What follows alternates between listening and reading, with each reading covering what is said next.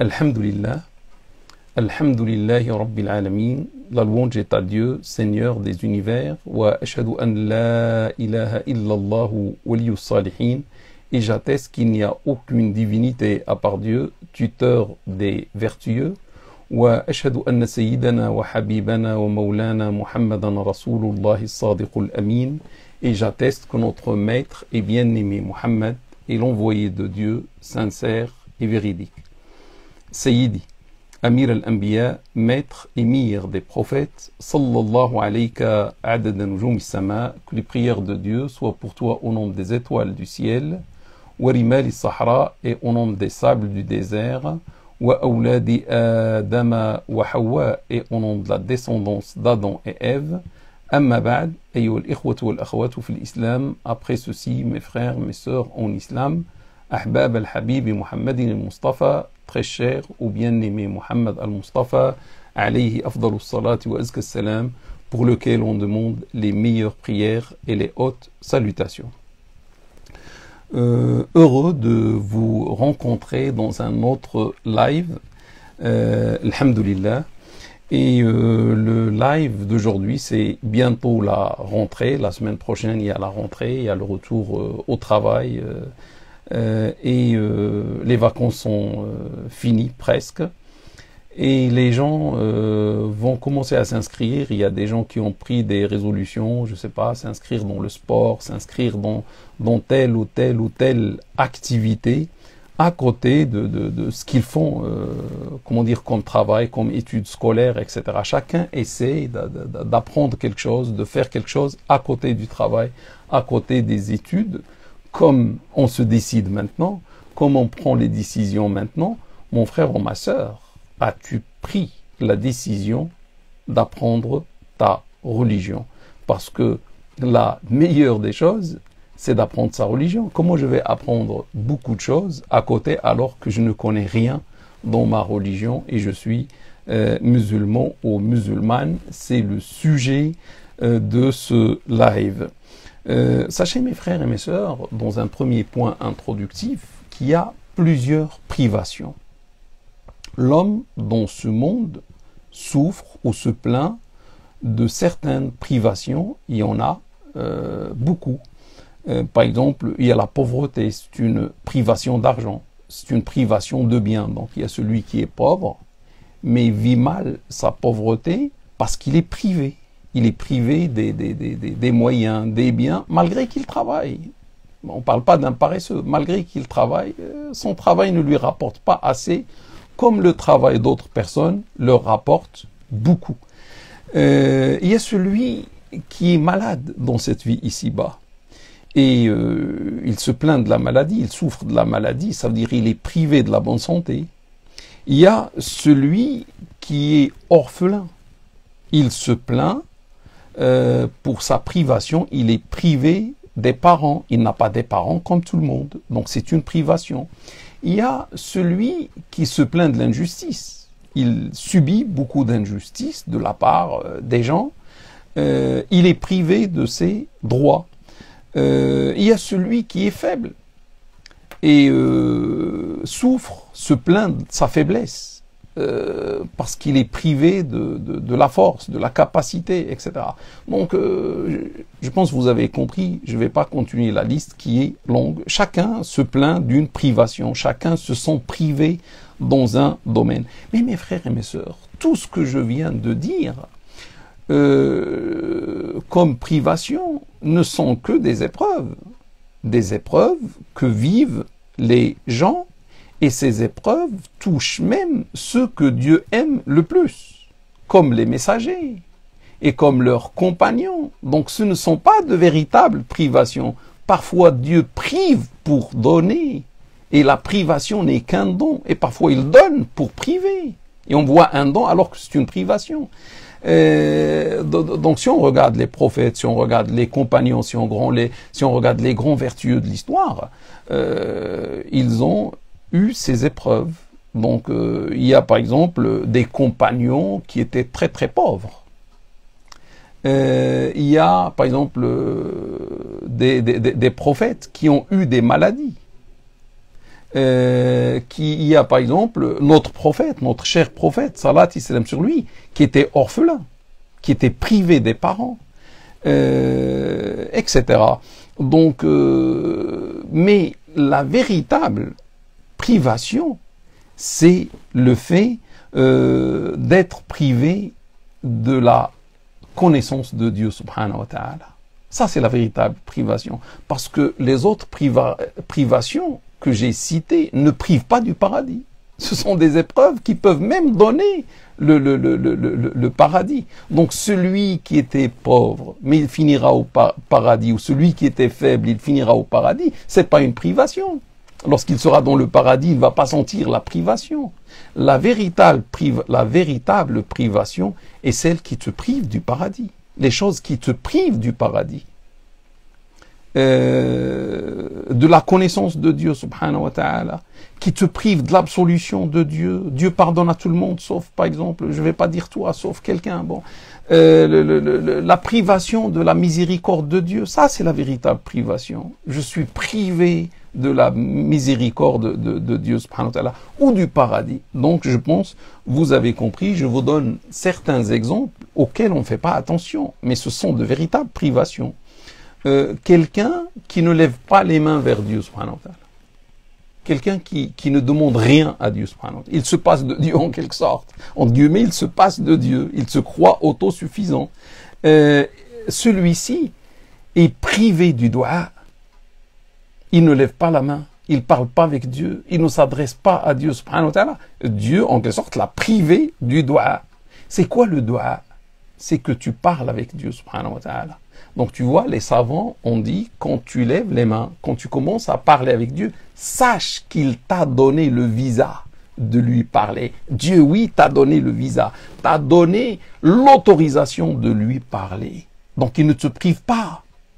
Et quand tu commences à lever la main et demander des choses à Dieu, les savants ont dit, s'il te donne l'autorisation de lui dire des choses, ça veut dire il veut exaucer ce que tu demandes. Sinon, il ne te donne pas le visa pour que tu lui parles. Donc, quand tu parles jamais avec Dieu, tu ne lèves pas les mains, tu ne demandes rien à Dieu, c'est une privation. Il y a la privation de la proximité de Dieu. Quelqu'un qui vit très loin de Dieu. Il est éloigné de Dieu. Vous savez, lorsqu'on s'approche de Dieu dans cette vie ici-bas, ça veut dire on s'approche de son paradis dans l'au-delà. Lorsqu'on s'éloigne de Dieu dans cette vie ici-bas, ça veut dire on s'éloigne de son paradis dans l'au-delà. Ça veut dire on sera en enfer, que Dieu nous préserve.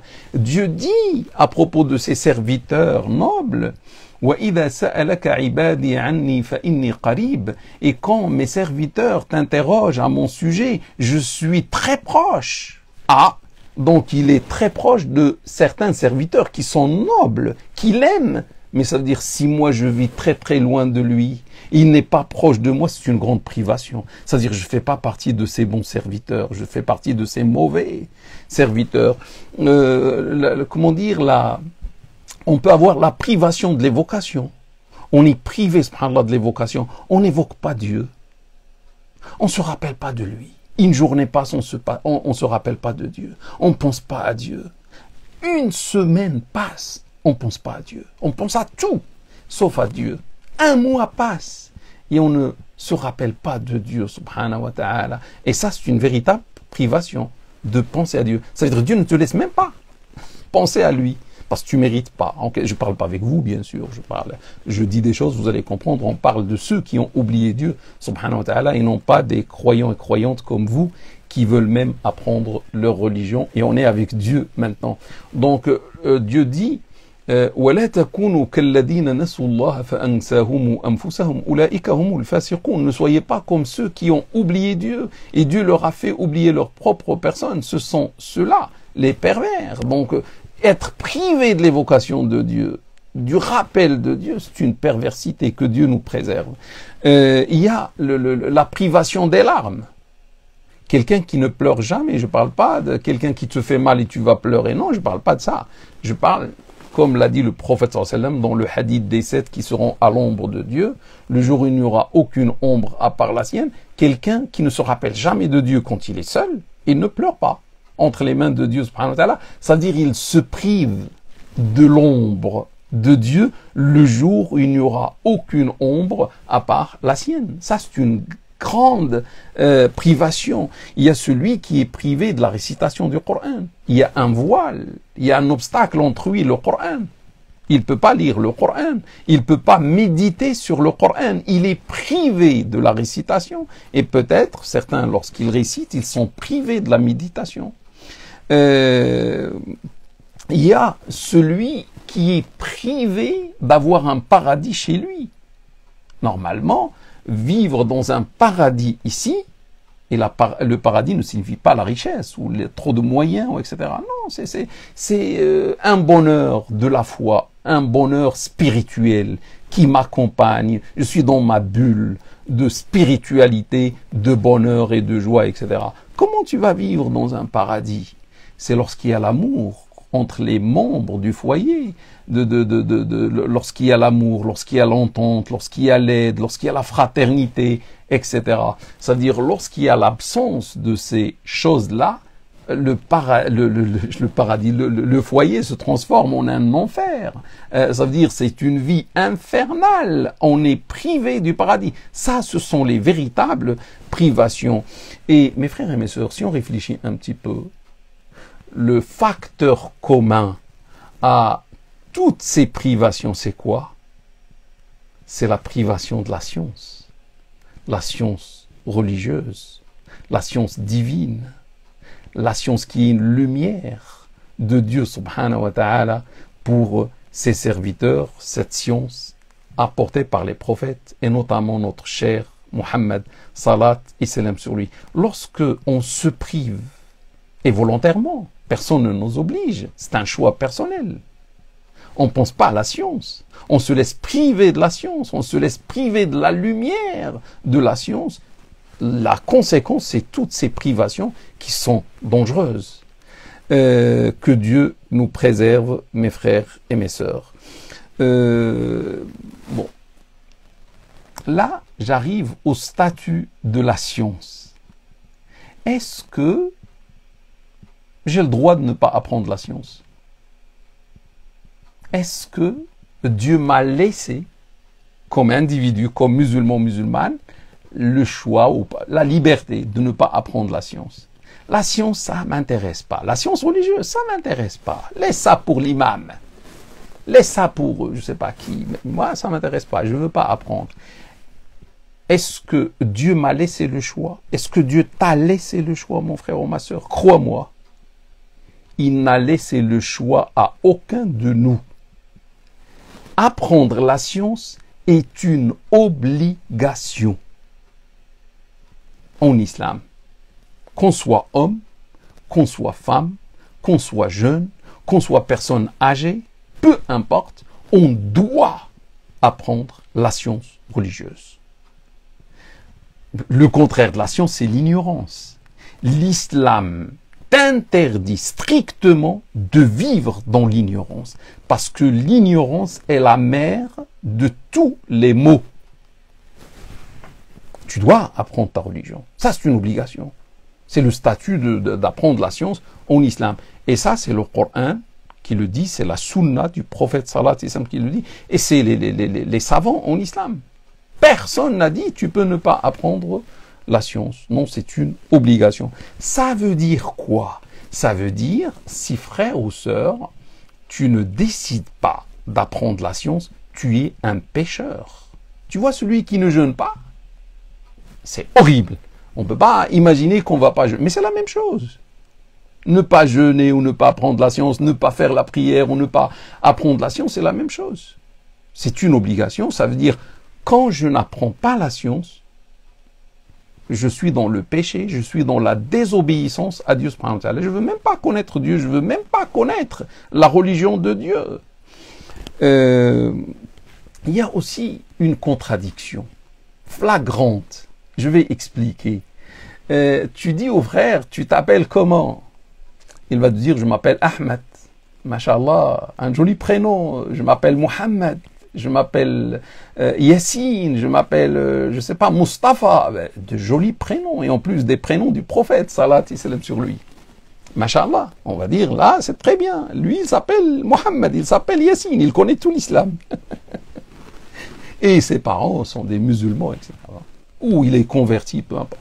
Et après, on pose la question à une sœur, tu t'appelles comment, ma sœur? Je m'appelle Fatima. Ah, joli prénom, indémodable. Je m'appelle Aïcha. Je m'appelle Zainab. Masha'Allah, c'est des proches du prophète sallam, soit une fille, soit une... Je m'appelle Khadija, l'épouse du prophète sallam, le prénom de l'épouse. Donc, de jolis prénoms, masha'Allah. On dit qu'il y a une jolie religion, une jolie pratique religieuse qui se cache derrière ce prénom. Bon, on va poser après la question, on est content, on va poser la question à celui qui dit qu'il s'appelle Mohammed ou Ahmed ou Fatima ou Aïcha ou Khadija ou Zainab. Mon frère ou ma sœur, tu connais ta religion? Oh, je pense que tu es musulman. Oui, je suis musulman. Oui, oui, je suis musulman. Ah, tu connais ton islam? Tu connais ta religion? Ben non. Non. C'est quoi cette contradiction? Non. J'ai vu mes parents musulmans et j'ai fait comme bon. Je vois mes parents faire le ramadan. Bon, je fais ce ramadan et c'est tout. Mais je connais pas la religion. Là, c'est une contradiction flagrante. Parce que mon frère ou ma sœur, comment vas-tu te dire je suis musulman, je suis musulmane et j'ignore ma religion, j'ignore l'islam? C'est contradictoire. Tu sais d'abord c'est quoi l'islam? L'islam, c'est la soumission à Dieu. D'après le Coran, d'après la sunna prophétique, d'après la science des savants, etc. L'islam n'est que soumission à Dieu. C'est-à-dire Dieu me demande des choses et je me soumets volontairement, librement à Dieu, subhanahu wa ta'ala, dans ce qu'il me donne comme ordre. Comment, frère ou sœur, tu vas te soumettre à Dieu et tu vas te dire, je suis un soumis, je suis une soumise. C'est ça, musulman. Musulman, c'est soumis. Hein. Je suis un, et après, soumis. Je suis une soumise à Dieu. Mais tu ne connais pas ce que Dieu t'a demandé pour pouvoir te soumettre à lui. Parce que pour pouvoir me dire je suis musulman, je suis musulmane, je suis soumis, je suis soumise à Dieu, ça n'a de sens que lorsque j'apprends ce que Dieu veut de moi, ce que Dieu me demande. Et là, dans le cas où je me soumets, je suis un musulman. Dans le cas où je ne me soumets pas à Allah, volontairement, je suis un insoumis. Je suis un désobéissant. Je ne vais pas dire un mécréant. Hein. Je suis à ce moment-là un désobéissant. Je suis un musulman, mais désobéissant. C'est-à-dire, c'est de la perversité, c'est la désobéissance que Dieu nous guide. Donc, quand je ne veux pas connaître ma religion, je ne peux pas parler d'une soumission complète ou une soumission parfaite à Dieu subhanahu wa ta'ala. Sachez mes frères et mes sœurs que pour pouvoir adorer Dieu, il faut savoir l'adorer. Donc c'est la connaissance, c'est la science religieuse qui permet cela. Et du coup, chez les savants, il y a une règle très importante. Ma la yatimul wajibu illa bihi fahuwa wajib. Toute chose indispensable pour réaliser le nécessaire devient à son tour nécessaire. Ça, c'est une règle. Tout ce qui est indispensable pour accomplir le nécessaire devient à son tour nécessaire. Tu veux faire la prière, et pas n'importe quelle prière, une prière valide, Inch'Allah. Bon, il faut apprendre. Donc, pour pouvoir valider ta prière, il est indispensable de connaître la manière de prier. Donc, connaître la manière de prier devient obligatoire parce que la prière est obligatoire. Et pour valider la prière qui est obligatoire, il faut commencer d'abord par comprendre comment prier, comment jeûner, comment, etc., etc. Imagine maintenant, mon frère ou ma sœur, que dans tes ablutions, quand tu fais les ablutions, il y a un manquement dans tes ablutions. Tu ne connais pas ce qui est obligatoire dans les ablutions et peut-être tu fais une erreur dans les obligations des ablutions, du wudu. Et du coup, tu sais ce qui se passe, tes ablutions, je ne parle pas avec toi bien sûr. Hein. Quand je dis tu, c'est pour donner l'exemple, je fais toujours comme ça, mais je parle des autres qui ne savent pas. Donc, quand tu fais des ablutions avec un manquement, côté obligation des ablutions, les ablutions sont invalides. Les ablutions sont caduques, nulles. Mais tu sais la conséquence dangereuse de ça? Ça veut dire la prière est caduque aussi. C'est-à-dire tu vas prier sans les ablutions. Quand tu pries, tu n'es pas pur. On fait les ablutions pour devenir pur. C'est-à-dire toi, en priant, tes prières ne sont pas valables, ne sont pas valides par Dieu subhanahu wa ta'ala. Vu que tu n'as même pas les ablutions, tu n'as même pas la purification. Parce que tu refuses d'apprendre cette chose qui est, comment dire, le début de l'islam, le béaba de l'islam, les ablutions. Imagine maintenant, dans ta prière, il y a un manquement. Ben, tu pries, mashallah, tu fais le fajr à l'heure, tu fais le tarawih à la mosquée pendant tout le mois de Ramadan, tu fais toutes les prières à l'heure. C'est très bien, bravo mon frère ou ma soeur. Mais imagine, tu n'as pas appris la manière de prier, la manière juste de prier. Tu as vu, je ne sais pas qui, faire la prière de cette manière et tu l'as suivi. Tu as imité peut-être tes parents, je ne sais pas, mais peut-être les parents aussi n'ont pas appris. Et tu pries, mais sans connaître la bonne manière de la prière. Et tu fais des négligences inconsciemment, tu ne le sais pas. Il y a des manquements dans les obligations au sein de la prière. Dans la prière, il y a des obligations. Il y a des sunnah, il y a des mandoub. Mais dans les obligations, tu ne sais pas quelque chose et tu la rates chaque fois. Ça veut dire que toutes tes prières sont caduques. C'est-à-dire que toutes tes prières sont invalides. Et le problème, tu ne le sais pas. Tu n'as jamais voulu apprendre. Tu détestes même apprendre. Ne me parlez pas d'apprendre. J'ai pas le temps. J'ai le temps pour tout, sauf pour apprendre. La religion qui va me sauver le jour de la résurrection. Du coup, quand tu vas passer devant Dieu le jour de la résurrection, et toi, dans ta tête, tu as fait la prière, et quand tu arrives devant Dieu, il va te dire, non, jamais tu n'as prié. Mon Dieu, c'est grave. Hein? Il va te dire, ta prière est invalide. Je ne veux pas ta prière. Elle est nulle. Mon Dieu.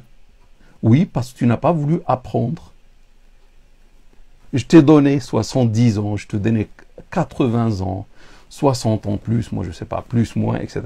Mais jamais tu n'as voulu apprendre ma religion, ta religion.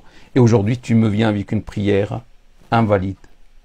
Qu'est-ce que tu vas faire? Tu sais, tu connais des gens aujourd'hui qui ne prient pas. C'est horrible, hein? Un musulman, une musulmane, sont des musulmans, sont nos frères, que Dieu les guide. Mais ils ne prient pas, certains ne prient pas, jamais, jusqu'à maintenant, que Dieu les guide. Et pour toi, c'est pas possible de ne pas mettre le front entre les mains de Dieu, subhanahu wa ta'ala, ne pas prier. Et quand tu les vois, tu dis, mais c'est pas possible, tout simplement. Ces gens-là, tu seras identique à eux, tu seras dans la même position qu'eux le jour de la résurrection. Eux, ils n'ont pas prié. On comprend, ils n'ont pas prié. Mais toi, tu as prié, tu t'es fatigué, tu t'es levé pour le fajr, tu as assisté au tarawih pendant tout un mois de Ramadan. Mais au bout du compte, tu es comme eux. Parce que tu as annulé toutes tes prières par l'ignorance. L'ignorance qu'on doit détester, mes frères et mes sœurs.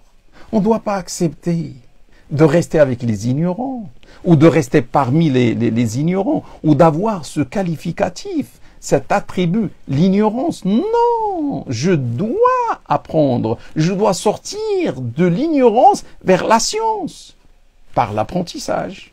Et c'est facile, il faut apprendre, et tout le monde peut apprendre, et tout le monde peut avoir la science. Mais si on ne veut pas, et si on n'a pas cette résolution, on va rester dans notre ignorance. Et ça, c'est un problème le jour de la résurrection. On est pécheur et on va rencontrer Dieu avec une prière invalide, avec des ablutions invalides. Ça ne s'arrête pas là. Tu vois le jeûne que tu jeûnes. Et je ne sais pas, machallah, combien d'années tu as jeûné dans ta vie. Et c'est une grande adoration, le jeûne. Imagine, dans ton jeûne, il y a une négligence qui annule le jeûne. Toi, tu ne le sais pas. Parce que jamais tu n'as voulu apprendre la science. La science, le fiqh, ça s'appelle le fiqh. Hein. Les ablutions, la salat, le jeûne, tout ça c'est le domaine du fiqh. Une grande science qui s'appelle al-fiqh. Le fiqh. Donc tu ne veux pas apprendre ce fiqh-là. Ça veut dire tout ton jeûne de ta vie, est caduque, nul. Le jour de la résurrection, tu ne le sais même pas, tu es inconscient de ce qui se passe. Le jour de la résurrection, tu t'arrêtes devant Dieu, tu es content, tu es heureux, j'ai jeûné pour Dieu, etc. Et il va te choquer lorsqu'il va te dire, tu n'as pas jeûné. Ah mon Seigneur, j'ai jeûné toute ma vie. Il va te dire, tout ton jeûne, je ne l'accepte pas, parce que tu as refusé d'apprendre. Pour sauver ton jeûne, pour valider ton jeûne, tu n'as pas voulu apprendre, tu n'avais pas le temps. Et ton jeûne aujourd'hui, tu sais, tu seras l'égal de qui? Tu vois des gens, aujourd'hui, pendant le mois de Ramadan, le jeûne, tu vois, à 10 heures, il est en train de prendre son petit déjeuner, un café, un petit pain au chocolat, des croissants hauts, tu le regardes, c'est horrible. Il fait pas le Ramadan.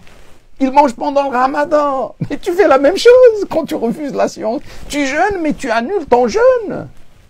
Tu fais la même chose.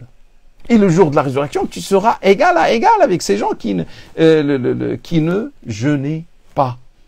Alors que toi, tu jeûnais. Seulement, tu n'as pas fait une chose supplémentaire, d'apprendre comment jeûner. Tu peux pas jeûner comme toi tu veux. Tu dois jeûner comme Dieu veut. Tu peux pas prier comme toi tu veux. Tu dois prier comme Dieu veut. Tu pries pour qui? Pour Allah? Ben, prie comme Allah le veut. Tu peux pas prier comme toi tu veux. Ou tu vas faire les ablutions comme toi tu veux. Non, tu dois faire les ablutions. Si c'est pour Allah, tu dois faire comme Allah le veut. Et comme il l'a enseigné à son prophète, salat qu'il l'a enseigné à ses compagnons, qu'il l'ont enseigné à ses successeurs et à leurs successeurs jusqu'à notre tour. Et notre science vient du prophète sallallahu alayhi wa sallam. Il y a une chaîne entre nous et le prophète sallallahu alayhi wa sallam. Mais lorsque mon frère ou ma soeur, tu refuses, tu penses même pas à ça, c'est pas un souci. Wallahi, mes frères et mes sœurs, ça doit être notre premier souci, de valider nos bonnes œuvres. Les œuvres sont minimes, on ne fait pas beaucoup de bonnes œuvres, que Dieu nous guide. Mais quand on fait les bonnes œuvres, on ne fait pas le nécessaire pour les valider, pour les garder. Vous savez qui nous éloigne de tout ça? C'est notre grand ennemi, Shaitan. Shaitan, il ne veut pas qu'on apprenne. Il ne veut pas. Quand tu veux apprendre, il va te trouver 1000 excuses. Tu n'as pas le temps, laisse pour l'année prochaine, laisse pour... Même certains commencent à apprendre et avec sa force, Shaitan, il les enlève, il les éloigne du chemin de la science. Donc on doit être plus fort que notre ennemi, Shaitan. Imagine, mon frère ou ma sœur, tu es marié, mashallah, et chaque fois tu dis quelque chose à ta femme. Mais ce que tu dis, ça annule tout simplement le mariage. C'est le divorce. Toi, tu ne le sais pas parce que tu ne dis pas je divorce. Mais tu fais des actes, tu dis des actes, etc., qui annulent le divorce. C'est-à-dire ta femme n'est plus ta femme en islam. Tu l'as répudiée. Toi, tu ne le sais pas. Tu es inconscient. Tu sais pas, tu sais pas. Ignorance, tu veux pas apprendre. Et ta femme non plus. Ta femme aussi, quand tu dis ces choses, bah, elle prend que c'est de la plaisanterie, elle croit que c'est de la plaisanterie, etc. Et elle ne va pas croire que c'est de divorce. Elle aussi ne sait pas parce qu'elle aussi n'a pas appris la science. Et la science, on a dit, c'est pas pour l'homme, c'est pour l'homme et la femme. Les deux sont égaux. Les deux doivent apprendre la science en islam. Donc, tu as fait ça une fois. Tu as fait ça 2 fois. Tu as fait ça la 3e fois. Elle n'est plus ta femme. Tu n'as que 3 divorces vis-à-vis de ta femme. 3 divorces. Si tu prononces les 3 divorces, c'est fini entre toi et ta femme. Ah, vous savez pas. Vous continuez à vivre ensemble. D'accord, très bien. Qu'est-ce qui se passe? Toute la vie ensemble, commune, c'est de l'adultère. Et quoi encore? Et tous les enfants qui vont naître de cette union sont des enfants adultérins. On est inconscient, on vit la vie, on est joyeux, etc. On sera choqué lorsqu'on va passer entre les mains de Dieu, subhanahu wa ta'ala. Il va te dire que vous avez fait l'adultère. Ah, moi jamais de la vie. J'étais marié avec ma femme et en dehors de ma femme, je n'ai connu aucune autre femme. Et la femme va dire la même chose. Il va dire, mais vous avez dit ce qui pour moi signifie le divorce. Et le problème, c'est où? Le problème, que ces monsieur et madame musulmans, musulmanes n'ont pas voulu connaître leur belle religion, apprendre leur belle religion. On appartient à la meilleure et la belle religion. Et combien c'est grave quand Dieu a choisi pour nous l'islam, et nous, en quelque sorte, on le refuse par notre comportement. On ne veut pas apprendre, on ne veut pas connaître cette belle religion qui est l'islam, et après des conséquences graves le jour de la résurrection. Nous avons tout appris, hein. Nous avons appris beaucoup de choses. On trouve le temps pour apprendre beaucoup de choses, sauf l'essentiel. On ne trouve pas le temps pour l'essentiel, pour notre religion, pour la chose qui va nous sauver le jour de la résurrection. La vie ici-bas n'est qu'éphémère. Et pour l'éphémère, on a donné toute la vie. Et pour l'éternel, on n'a pas donné même quelques heures, ou quelques jours, ou quelques années. On apprend le futile. On donne beaucoup de temps. Il y a des gens qui restent avec leur portable à regarder n'importe quoi, et des informations fausses, mensongères, etc. Des vidéos jusqu'à 2 heures du matin. Ils font même pas le fajr par la suite. Ils vont dormir jusqu'à midi sans faire le fajr ou autre. Et ils n'ont pas voulu trouver le temps pour apprendre, subhanallah, notre religion. Et sachez une chose, le jour où on sera devant Dieu, subhanahu wa ta'ala, il va te dire, pourquoi tu n'as pas fait la prière correctement? Pourquoi? Tu vas dire, ah, je savais pas. Ah, je savais pas. Je savais pas n'est pas une excuse devant Dieu, subhanahu wa ta'ala.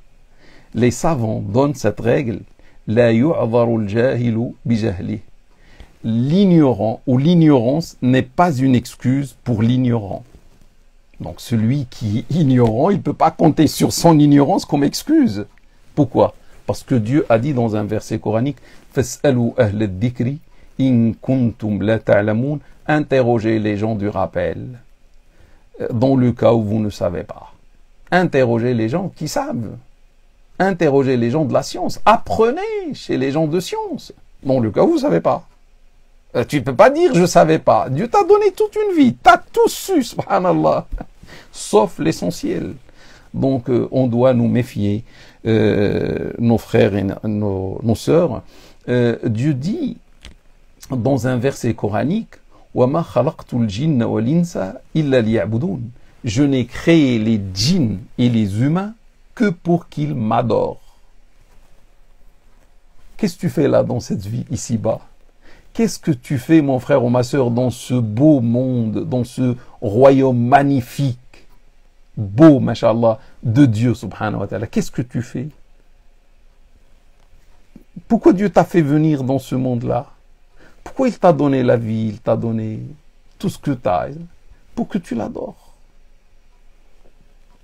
Nous, on a laissé l'adoration, on n'a même pas cherché à comprendre comment adorer Dieu, subhanahu wa ta'ala, et on a cherché d'autres choses qui ne servent pas le jour de la résurrection. Donc, sache, mon frère ou ma sœur, que ton premier devoir, c'est d'adorer Dieu, subhanahu wa ta'ala, parce qu'il t'a créé pour l'adoration. Et c'est ça, il va te poser des questions sur l'adoration. وَمَا خَلَقْتُ الْجِنَّ وَالْإِنسَ إِلَّا لِيَعْبُدُونَ. Je n'ai créé les djinns et les humains que pour qu'ils m'adorent. C'est Allah qui parle, c'est pas moi. Moi, je transmets seulement. Donc, moi le premier, vous, on est là pour adorer Dieu. On n'est pas là pour nous amuser, pour nous distraire, etc., etc. D'abord, l'adoration. Qu'est-ce que tu as fait? Qu'est-ce que j'ai fait, moi, à propos de ce sujet majeur qui est l'adoration de Dieu? Mon Dieu, Dieu m'a adoré, Dieu m'a créé pour l'adorer. Et je vais passer 70 ans, 80 ans, et quand je vois l'ange de la mort, là, qui se présente vers moi pour prendre l'âme et la prendre vers Dieu, je dis, ah, mais attends, mais Dieu t'a donné 60 ans, 50 ans plus, moi je sais pas. Et tu n'as pas pensé à apprendre comment adorer Dieu et à adorer Dieu, subhanahu wa ta'ala. Et tu attends la fin pour le faire? Tu veux adorer Dieu là-bas? Au paradis? Au paradis, il n'y a plus d'adoration. Il n'y a que la distraction là-bas. la distraction et la royauté. Celui qui rentre au paradis, il devient un roi, il devient une reine. C'est là qu'il faut adorer. Et imagine, Shaitan nous ramène tous les soucis du monde, il nous minimise l'essentiel qui est l'adoration. Et apprendre l'adoration, il nous minimise ça et on le suit. Et il nous montre comme énorme les choses de la vie ici-bas qu'on va quitter. Et on donne le tout pour la vie ici-bas.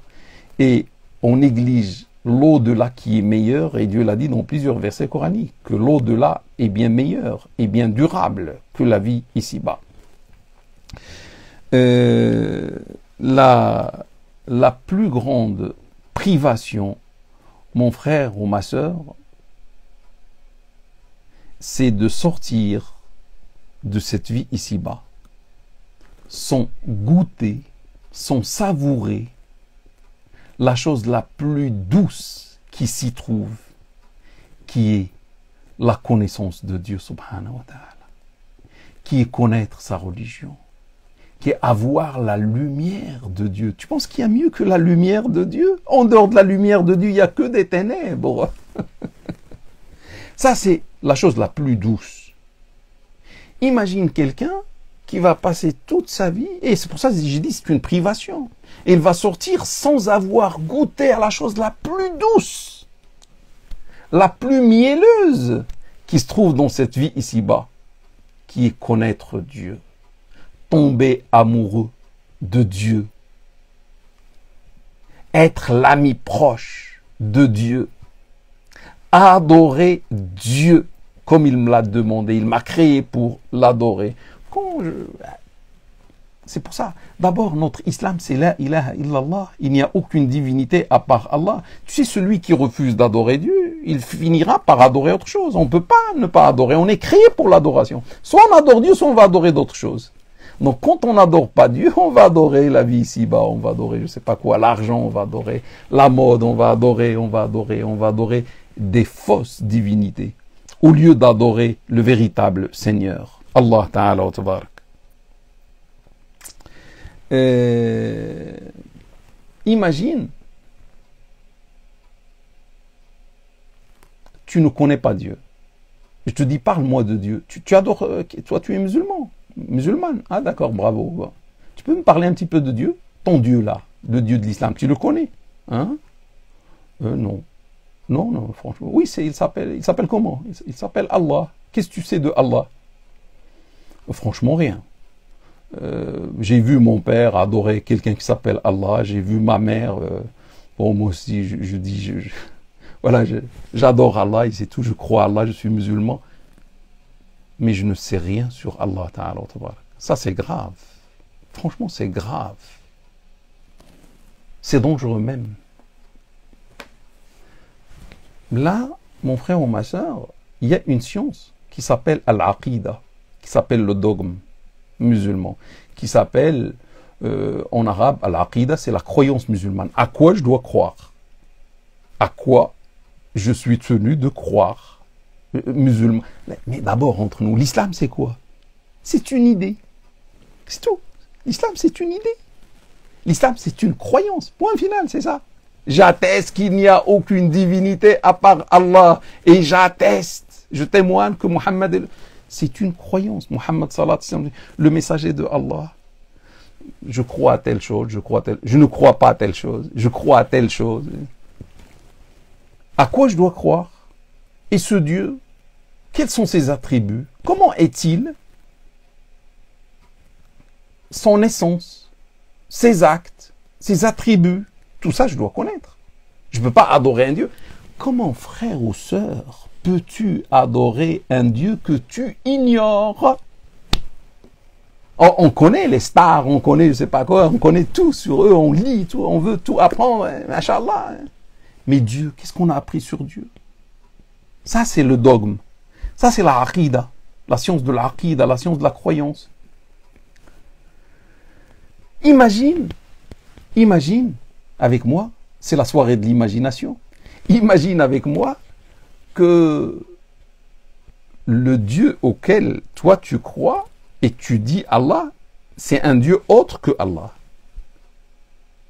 Parce que tu crois adorer Allah, mais Allah, pour toi, c'est un autre Dieu. Parce que tu as une croyance déviante, tu as une croyance égarée, fausse, qui ne coïncide pas, qui ne correspond pas à Allah. Allah a des attributs que tu dois connaître. Allah a des actes. Allah a une essence d'être. Et si tu ne connais pas tout ça, tu as des mauvaises croyances. Tu sais, si tu as des mauvaises croyances, ça veut dire que tu t'égares de la bonne croyance. Ah, tu n'es plus croyant. C'est de la mécréance. Pour être un croyant, tu dois croire au véritable Dieu, avec ses attributs à lui de Allah, et non pas des attributs faux. Il y a des gens, je ne sais pas, bon, je me tais. Hein. Bon, franchement, lorsqu'on leur parle de Dieu, décrivez-nous Dieu. Bon, Dieu, c'est un grand, je ne sais pas quoi, homme avec une barbe blanche, c'est de la lumière, il est je ne sais pas où. Tout ça, c'est pas Dieu. C'est pas Dieu du tout. C'est grave.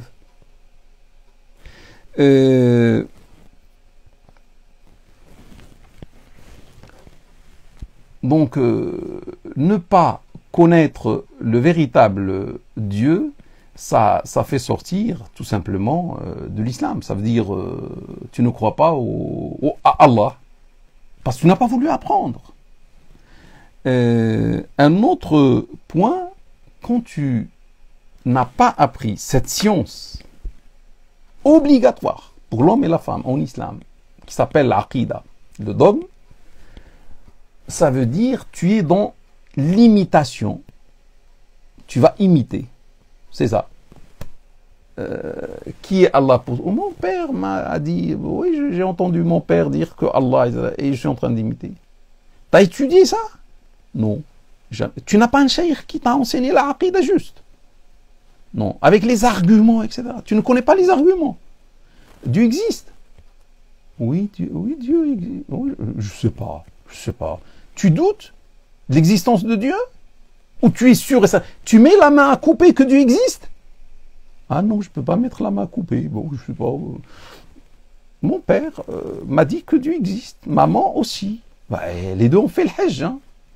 Mon père est un hajj. Oui, après. Et toi? Moi, j'ai jamais pensé à ça. Ils m'ont dit que Allah existe. C'est bon. Oui, moi, je ne pense pas à ça. Il y a d'autres choses dans la vie. Hein. Il y a d'autres choses. Oui, mais je suis musulman quand même. Je suis musulman. Ah, tu es musulman. C'est grave, mon frère ou ma sœur. Tu sais pourquoi? Parce que les savants ont dit, certains, pas tous, heureusement, certains ont dit, celui qui imite, dans la aqida, dans la croyance, on lui dit, pourquoi tu es croyant? Il imite son père, il imite sa mère, il imite je ne sais pas qui. Il a entendu une vidéo, il a imité ce qu'il a entendu, je ne sais pas, un cheikh qui parle, il l'a imité, etc. Mais il ne connaît pas les arguments. Est un mécréant. Enfin, c'est pas moi qui dis ça. Hein. Certains partis des experts de la science musulmane ont dit celui qui n'apprend pas l'aqida, la croyance musulmane, qui n'apprend pas les arguments pourquoi Dieu existe, etc., c'est un mécréant. On leur dit pourquoi. Certains ont dit c'est un désobéissant.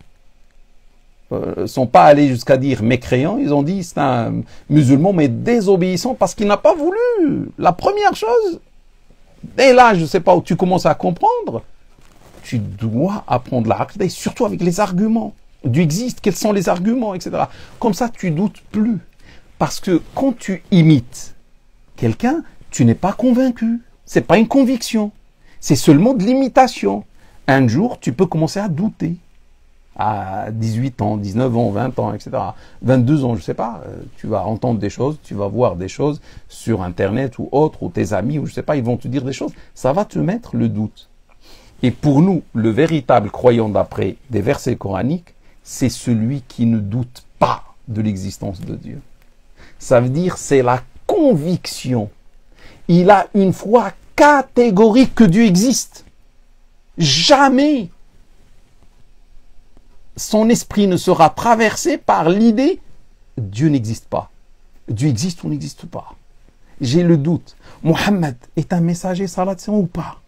Hein? Franchement, c'était un messager, lui, Mohammed. Si tu fais ça, tu t'éloignes de la foi. Parce que la foi doit être catégorique. La foi doit être avec conviction. Je mets la main à couper. Mohammed était un messager, salat et salam sur lui. Je mets la main à couper. Dieu existe. Et c'est mon Seigneur, son maître, c'est le Créateur, etc. Si j'ai le doute, je m'éloigne de la foi. Où est la foi? Comment on va m'appeler croyant alors que je doute? Attends, toi, Dieu existe pour toi? Allahu alam. Je sais pas. Peut-être, hein, oui, peut-être. Hein. Non, attends, mais c'est pas peut-être. Oui ou non? Donc, quand tu doutes, mon frère ou ma soeur, c'est grave. On s'éloigne carrément de la certitude. On doit avoir la certitude et non pas le doute dans le domaine de la aqidah de Dieu. Et tout ça parce qu'on n'a jamais appris la science. Il y a peut-être quelqu'un qui ne sait même pas que quelque chose qui s'appelle al-aqidah existe ou qui s'appelle al-fiqh existe. Jamais il a parlé de ça. Personne ne lui a parlé de ça. Et même ses parents ne savent pas, etc. Que Dieu nous guide, que Dieu nous éclaire par la science. Sachez, mes frères et mes sœurs, que dans notre noble religion, dans notre belle religion, le premier verset coranique, vous le connaissez? Oui, vous le connaissez. Le premier verset coranique qui a été révélé à notre cher prophète, salat et salam sur lui, lorsqu'il était seul dans la grotte pendant le mois de Ramadan, c'était la nuit de l'Qadr. Et l'archange Gabriel va venir, mais attendez, qu'est-ce qu'il va lui dire? Quel est le premier thème que Dieu va aborder? Dieu va parler à Muhammad sallallahu alayhi wa sallam, va lui révéler, va lui envoyer l'archange Gabriel pendant 23 ans, de ses 40 ans à 63 ans. Pendant 23 ans, des thèmes et des thèmes et des thèmes et des thèmes et des sujets vont être abordés. Mais quel est le premier sujet que Dieu va révéler à son prophète? Premier, ça veut dire qu'il a une grande importance. Il n'est pas classé 100 ou 200 ou 1000. Premier, quel est le premier thème, le premier sujet? Oh, maintenant, on sait. Avec le recul, on le sait, il y a 14 siècles, on le sait. Mais imaginez, on était à l'époque. Et imaginez, on savait que pendant cette nuit, l'archange Gabriel va descendre et on se pose la question, qu'est-ce que Dieu va dire à son prophète salat comme premier verset coranique? Il va lui demander la prière. L'autre va dire, il va lui demander le jeûne. Il va lui demander d'être bienveillant avec son épouse, Khadija. Il va lui demander, je ne sais pas, tel. Il va lui parler du paradis. Il va lui parler de l'enfer. Il va lui parler d'Adam et Shaitan. L'histoire d'Adam et Shaitan. Ah, ça, c'est le début, ça doit être le début. Ah. Le début de l'histoire, c'est Shaitan avec notre père. C'est ça. Rien de tout ça. On aurait pu passer toute une soirée à imaginer qu'est-ce que Dieu va dire et on n'aurait pas su. Allahu Akbar. Et alors maintenant, c'est quoi? C'est Iqra. Le premier verset, Iqra. Lis. Le prophète dit, mais je ne sais pas lire. Et il le prend dans ses bras, il le serre très fort, presque jusqu'à la mort. Et après, il le relâche, l'archange Gabriel. Il fait ça avec notre prophète sallallahu alayhi wa sallam. Et après, il lui dit, lis, Iqra. Il dit, je ne sais pas lire. Et il le serre encore. 3 fois. Et après, il a dit le verset coranique, subhanallah. Donc, le premier verset ordonne l'apprentissage, ordonne la science. Où en sommes-nous de ce verset-là, mes frères et mes sœurs? Iqra. Lis au nom de ton Seigneur. Et on le fait pour Dieu, subhanahu wa ta'ala, qui est le créateur. Tout ça, c'est le premier verset. Mais maintenant, je vous pose une question. Et vous connaissez la réponse. Est-ce que le prophète, salat et salam sur lui, a appris à lire et à écrire? Il a reçu quand même l'ordre. Dieu lui dit, Iqra, lis. C'est un ordre suprême venant de Allah ta'ala wa tabarak. Est-ce qu'il a appris à lire et à écrire? On pose la question aux historiens. Les historiens disent, pendant ces 23 ans jusqu'à sa mort, de ce jour-là, lorsqu'il avait 40 ans, jusqu'à la mort, jamais il n'a lu. Jamais il n'a appris à lire et écrire. Il n'a pas cherché un maître pour apprendre à lire et écrire. Mais attendez, Dieu lui a dit lis. Il fallait dès le lendemain chercher un maître. Il ne savait pas lire, lui. C'était un illettré. Il ne savait pas lire et écrire. Salat et salam sur lui. Mais pourquoi il n'a pas appris? Alors que chaque fois où Dieu lui faisait un ordre, il était le premier à obéir à Allah Ta'ala wa Tabarak. Pourquoi sur ce point, Muhammad salat et salam sur lui n'a pas obéi à Allah? Attendez, c'est un messager, il n'obéit pas à Dieu. Si on réfléchit, mes frères et mes sœurs, la réponse est facile. Dieu n'a pas voulu que ce prophète-là apprenne à lire et écrire. Dieu a voulu, Dieu savait, avec sa science infinie, avant la création des cieux et de la terre, que le dernier prophète serait illettré. Salat et salam sur lui. Ah, donc et pourquoi il voulait ça? Il voulait que le grand miracle de Muhammad salat et salam sur lui soit ça. C'est-à-dire un prophète illettré qui ne sait pas lire, qui ne sait pas écrire, et il va être l'enseignant, le grand professeur de toute l'humanité jusqu'au jour de la résurrection. Les docteurs d'aujourd'hui, musulmans, leur maître, leur prof, c'est Muhammad, salat et salam sur lui. Les notaires musulmans, les présidents musulmans, les rois musulmans, les plus grands, etc. Leur maître, c'est qui? C'est Muhammad, sallallahu alayhi wa sallam. Tout le monde aujourd'hui apprend chez Muhammad, salat et salam sur lui. Mais lorsqu'on apprend chez Muhammad, salat et salam sur lui, malgré notre science, cela montre que c'était un prophète. D'où il a appris sa science alors qu'il était illettré? Comment il a écrit ce livre qui représente un miracle? Personne n'a pu écrire comme lui, comme ce livre que lui il a apporté, alors que c'est un illettré. Dieu a voulu faire de ce point-là, le fait que Muhammad salat était un illettré, soit son plus grand miracle. Et il nous a ramené un livre dans lequel il y a des sciences, et des sciences énormissimes. Donc, c'est pas lui qui a inventé, parce qu'il était illettré. Ça veut dire il a reçu la science de la part de Dieu. On a compris. Mais pourquoi il lui dit « lis » ? Ah, il ne parlait pas avec lui. Il a parlé avec la communauté de l'islam à travers son prophète, à travers le prophète de l'islam. C'est-à-dire quand Dieu a dit à Muhammad salat et salam sur lui « lis », il était en train de me dire à moi, à toi, à elle, à chaque musulman « lis ». Et est-ce que franchement on a appris notre religion? L'ordre, le premier verset coranique, c'était « lis ». Je pense que vous avez compris. Malheureusement, la communauté de l'islam, la communauté de lit ne lit pas assez, ou rien ne lit pas du tout. Lorsqu'on regarde les autres communautés, les sondages, etc., où on est classé, nous, la communauté de l'islam, aujourd'hui on est parmi les derniers dans la lecture et dans l'apprentissage. Les autres apprennent mieux que la communauté de l'islam. Mes frères et mes sœurs, pour apprendre, là, je vais vous donner quelques versets coraniques. Dieu dit « Wattaqullah wa yu'allimukumullah » Craignez pieusement Dieu et Dieu vous enseignera. Craignez. C'est Allah qui parle, c'est pas moi. « Wattaqullah wa yu'allimukumullah » Et craignez pieusement Dieu et Dieu vous enseignera. Donc Dieu nous demande d'être un pieux.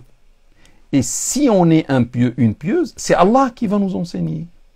Allah va m'enseigner, ça veut dire quoi ça veut dire quand je dors, Dieu va m'enseigner. Non, ça c'est pour les prophètes. Les prophètes dorment, ils voient des choses et c'est de la révélation. Pour nous, non. Ça veut dire quoi? Ça veut dire, si tu es pieux ou pieuse, Dieu va te mettre sur le chemin de la science. Dieu va te faire aimer la science. Et tu vas chercher à apprendre. Et celui qui veut une chose et qui la cherche, il va la trouver un jour ou l'autre. Si tu cherches à apprendre, il va te mettre sur le chemin de la science et tu vas apprendre. Et un jour, tu vas apprendre. Pourquoi? Parce que tu étais pieux. Donc, c'est à toi de commencer. Wattaqullah. Soyez pieux, pieux. C'est quoi pieux, pieuse? La piété, c'est l'amour de Dieu et la crainte de Dieu. Un mélange d'amour et de crainte. spirituel vis-à-vis de Dieu subhanahu wa ta'ala. Si on a cet amour de Dieu, on aime Dieu, on tombe amoureux de Dieu, et on a cette crainte pieuse vis-à-vis de Dieu subhanahu wa ta'ala, c'est Dieu qui va nous mettre sur le chemin de la science. Ah, c'est très bien. Ah, mais ça, c'est le sens comme ça du verset coranique. Je suis pieux, Dieu va me donner la science. Mais je peux commencer par là. Si je n'ai pas la science, c'est-à-dire Dieu a vu que je ne suis pas pieux. Moi, je suis quelqu'un, je ne parle pas de moi, moi, je suis quelqu'un qui déteste apprendre la science religieuse. Je déteste. Je méprise même, je me moque même de ceux qui, ces musulmans ou musulmanes, qui apprennent la science religieuse. Bon. Tu sais quoi, ça? Ça veut dire, Dieu a vu mon frère ou ma soeur, si tu es comme ça, tu détestes la science. Ça veut dire, tu n'es pas pieux. C'est ça, quand je vous dis, si on voit qu'on aime apprendre la science, bravo, félicitations, frère ou soeur, tu aimes apprendre la science, tu cherches à apprendre la science, tu apprends la science, bravo. Ça veut dire, Dieu t'aime, il t'a donné la meilleure chose, c'est la science. La meilleure, ça mène au paradis. La meilleure chose, c'est le paradis. Et pour aller au paradis, il faut avoir la science ici. Donc, il t'a donné la meilleure chose, ça veut dire il a trouvé que tu es pieux ou pieuse. Il t'a pas donné la science, ça veut dire toi, tu n'as pas fait l'essentiel, tu n'as pas cherché la piété à être pieux ou pieuse. Donc, on doit faire le repentir, mes frères et mes sœurs. Si on ne sait pas prier, on ne sait pas le jeûne, on ne sait pas la vie conjugale, on ne connaît pas la aqida, comment est Dieu, etc., on doit faire le repentir. Et on doit chercher à être pieux, pieuse, pour que Dieu nous mette sur le chemin de la science. Le prophète salat sur lui dit dans le même thème, Man yurid bihi Allahu khayran yufaqihu fi din. Celui pour lequel Dieu veut du bien, il lui accorde la compréhension de la religion. Unanimement authentique. Qui a parlé? C'est le prophète. Salat sur lui. Vous voyez Dieu, qu'est-ce qu'il a dit? Le prophète dit, salat, presque la même chose. Il dit, celui pour lequel Dieu veut du bien, il lui fait comprendre la religion. Il lui donne la compréhension de la religion. Ah, si je lis le hadith dans ce sens-là, si Dieu veut du bien pour quelqu'un, il va lui donner la compréhension de la religion. Ça veut dire, si j'ai la compréhension de la religion, ça veut dire Dieu a voulu le bien pour moi. Mais si je ne connais pas la religion, je ne comprends pas la religion, je ne sais rien dans la religion, ça veut dire je suis privé d'un bien. C'est-à-dire Dieu n'a pas voulu le bien pour moi. Ça, je ne suis pas pieux, je ne suis pas pieuse. Parce qu'il a dit, et craignez pieusement Dieu, et Dieu vous enseignera, il vous mettra sur le chemin de la science, il va vous faire aimer la science. C'est ça le problème. Et mon frère ou ma sœur, ça veut dire quand quelqu'un ne comprend pas la religion, n'a pas la compréhension de la religion, la chose la plus chère à nous, c'est notre religion. On est musulmans, musulmanes, soumis, soumises. Quand on dit soumis, soumise, pas à l'homme, pas soumis à l'homme, pas soumis à la femme, mais soumis à Allah, le créateur de l'homme et de la femme. Et c'est ça, c'est notre fierté, on est des soumis, des musulmans. Si Dieu ne nous donne pas ce bien, qui est comprendre cette religion, où est le bien? On croit qu'on est dans le bien. Mais vous savez, mes frères et mes sœurs, dans cette vie ici-bas, il y a beaucoup d'illusions. On croit qu'on a tout le bien. On vit dans une bulle, subhanallah. On s'est formé une bulle. On fait ce qu'on veut dans cette bulle et on croit qu'on est dans le bien, alors qu'on est dans le mal. Et ces gens-là, qu'on méprise, qu'on néglige, qu'on sous-estime, on se moque des musulmans, des musulmanes qui apprennent la religion. Mais ce sont eux qui sont dans le bien. Alors que pour nous, ils sont dans le mal. Ils ne comprennent rien, ces gens-là. Ils passent leur temps à apprendre la science. Je ne sais pas qu'est-ce qu'ils vont faire avec cette science-là. Tu vas voir le jour de la résurrection, qu'est-ce qu'ils vont faire avec cette science. Bon. Le prophète, salat et salam sur lui, et avec ça c'est le dernier hadith, celui qui emprunte un chemin pour y apprendre une science, en contrepartie, Dieu lui facilite un chemin vers le paradis. rapporté par l'imam Muslim. Donc celui qui emprunte un chemin pour y apprendre une science, en contrepartie, Dieu lui facilite un chemin vers le paradis. C'est le prophète qui parle, salat islam, rapporté par l'imam Muslim dans son authentique. C'est-à-dire, si on prend là, quelqu'un qui va emprunter un chemin de science, ça va être un chemin du paradis. C'est-à-dire, si tu ne prends pas le chemin de la science, en quelque sorte, tu rates le chemin du paradis. Mais imagine, je suis là. Autour de moi, il y a un cercle de 360 degrés. Quel est le chemin du paradis? Je veux aller au paradis. Quelqu'un sait où se trouve le chemin du paradis? Et je ne sais pas, il y a 360 directions autour de moi. Chaque angle est une direction. Je ne sais pas. Il est où le chemin du paradis? Moi, je ne sais pas. Je regarde là, là, il y a plusieurs chemins autour de moi. Il est où le chemin du paradis? Qui va me le montrer? Je ne saurais pas le trouver moi-même. Allah va me le montrer, le chemin du paradis. Si je commence à apprendre une science religieuse, c'est Allah qui va me mettre sur le chemin du paradis. Et me voici trouver le chemin du paradis parmi les 360 chemins qui m'entourent. Et qui tous ne mènent pas vers le paradis, à part un.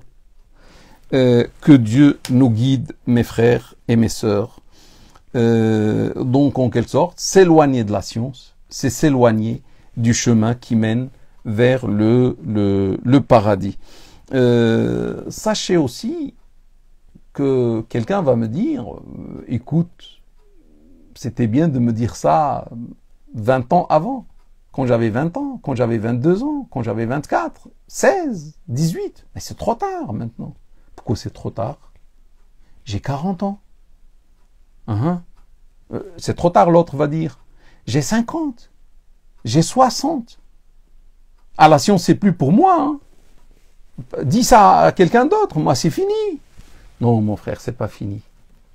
Ma sœur, c'est pas fini. Il n'y a pas un âge pour apprendre. C'est vrai, le meilleur âge, c'est l'âge de l'enfance. C'est plus facile. Mais c'est pas impossible, à 20 ans, à 40 ans, à 60, c'est pas impossible. C'est toujours possible. Mais seulement, c'est pas facile comme à 10 ans, 12 ans, 14 ans. Mais c'est toujours possible. Tu veux que je te donne un argument? Oui. D'accord. Tu sais à quel âge notre prophète, salat et salam sur lui, Dieu lui a apporté la science prophétique? Il a fait de lui un prophète. À ses 10 ans. À ses 20 ans, à ses 25 ans. Ah, imaginez un prophète jeune, hein. C'est bien comme slogan, hein. Un prophète jeune. Il a 18 ans et il est prophète. Waouh, mashallah. C'est très bien. Des gens allaient aimer ça. Un prophète jeune. Il a 20 ans. Il a 25 ans. 30. Non, non, non, non, non. Dieu a jugé bon de l'envoyer, de lui apporter la science à l'âge de 40 ans. Subhanallah. Gloire et pureté à Dieu. Ça veut dire, Dieu nous dit que même à 40 ans, on peut apprendre la science. Tu as 40 ans, tu peux apprendre la science. Le prophète, Dieu lui a apporté sa science à 40 ans.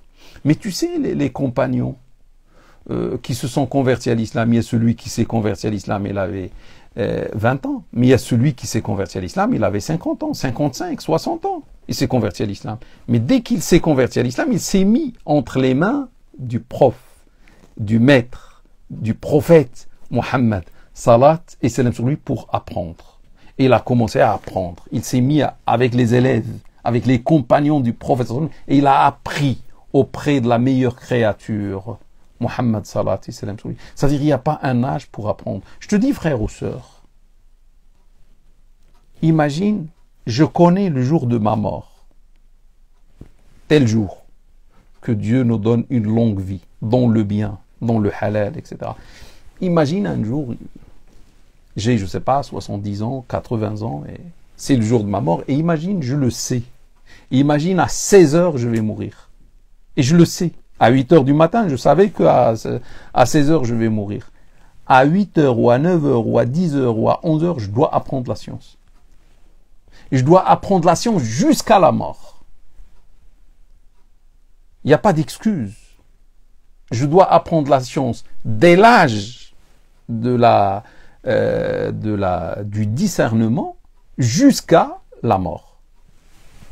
C'est bien d'apprendre un verset, le sens d'un verset, l'explication d'un verset, d'un hadith juste avant de mourir. C'est la meilleure chose à faire, la science. C'est pas parce que je vais mourir, j'arrête. Donc, mes frères et mes sœurs, même quand on commence à apprendre, moi, vous, n'importe qui, le grand savant que vous connaissez, Cheikh, je ne sais pas qui se trouve, je ne sais pas où, le jour où il arrête d'apprendre, il a 50 ans, 60 ans, 70 ans, il arrête à apprendre, il devient un ignorant. Parce que c'est facile de devenir ignorant, il faut cesser d'apprendre. On arrête d'apprendre et l'ignorance revient. Il faut toujours rester sur le chemin de la science jusqu'à rencontrer Dieu.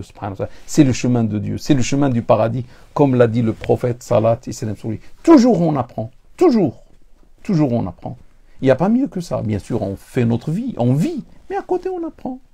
Comme les compagnons vivaient leur vie.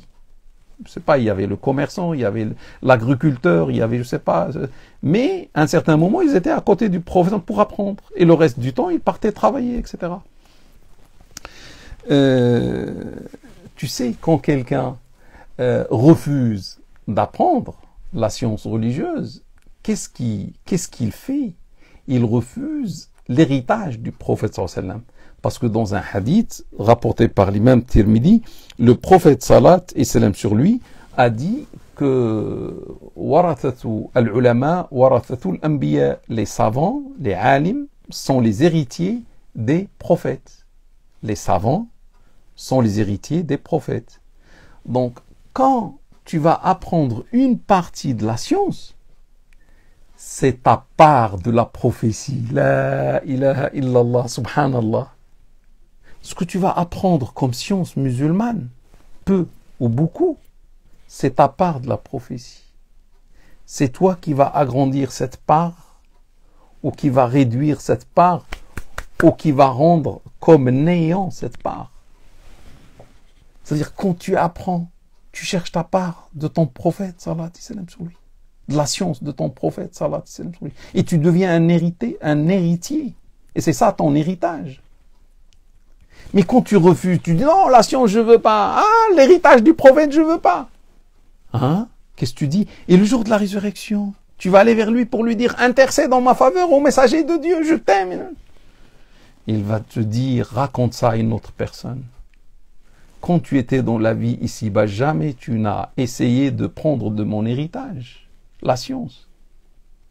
Imagine, mon frère ou ma soeur, tu viens d'un père et d'une mère, je ne sais pas, qui ont une certaine richesse. Ils sont riches, machallah. Ton père est millionnaire, mais là, t'as d'autres frères et sœurs, etc. Imagine, ton père va décéder. Et imagine, la soirée d'imagination, et imagine que tes frères vont essayer de te jouer un mauvais tour, ils vont essayer de te priver de ton héritage, ton père. Je ne sais pas combien de milliers d'euros, de centaines de milliers ou de... Tu vas perdre de ton héritage. Tu vas prendre un avocat pour te défendre, pour avoir l'héritage de ton père. Tu vas prendre 2 avocats, même 3, pour te défendre, pour prendre l'héritage que ton père t'a laissé. Tu sais que tu fais ça pour la matière, les biens de la vie ici-bas qu'on laisse derrière nous. Tu te comportes comme ça. Et pour l'héritage de la meilleure créature, Mohammed, salat et salam sur lui, qui est la science, on ne veut pas. On ne veut pas cet héritage. On ne va pas faire ni avocat, ni 2, ni 3. Je ne veux même pas. C'est ça le problème de celui qui ne cherche pas à apprendre la science laissée par le prophète salat et salam sur lui. Sachez, mes frères et mes sœurs, que d'après notre cher prophète, l'apocalypse, la fin du monde, aura lieu, ou parmi les signes, parmi les indices de la fin du monde, c'est la rareté de la science religieuse. Tu vas chercher un savant, tu ne trouves pas. Ça, c'est un indice que la fin du monde est proche. Ça, c'est dit dans des hadiths authentiques du prophète sallam, parce qu'on lui demandait des indices, donne-nous des indices, etc. Il a dit quand la science devient rare, ou même absente. Imagine un jour, on se lève, il n'y a plus de savants sur Terre.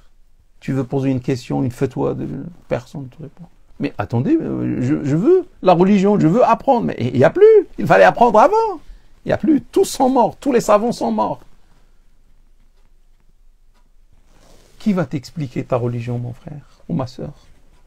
Même si Dieu te guide ce jour-ci, tu vas pleurer.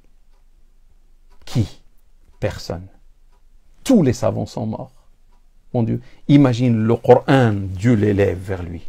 Il n'y a plus le Coran, on se réveille. Où le Coran, je veux lire. Il n'y a plus. Il n'y a plus.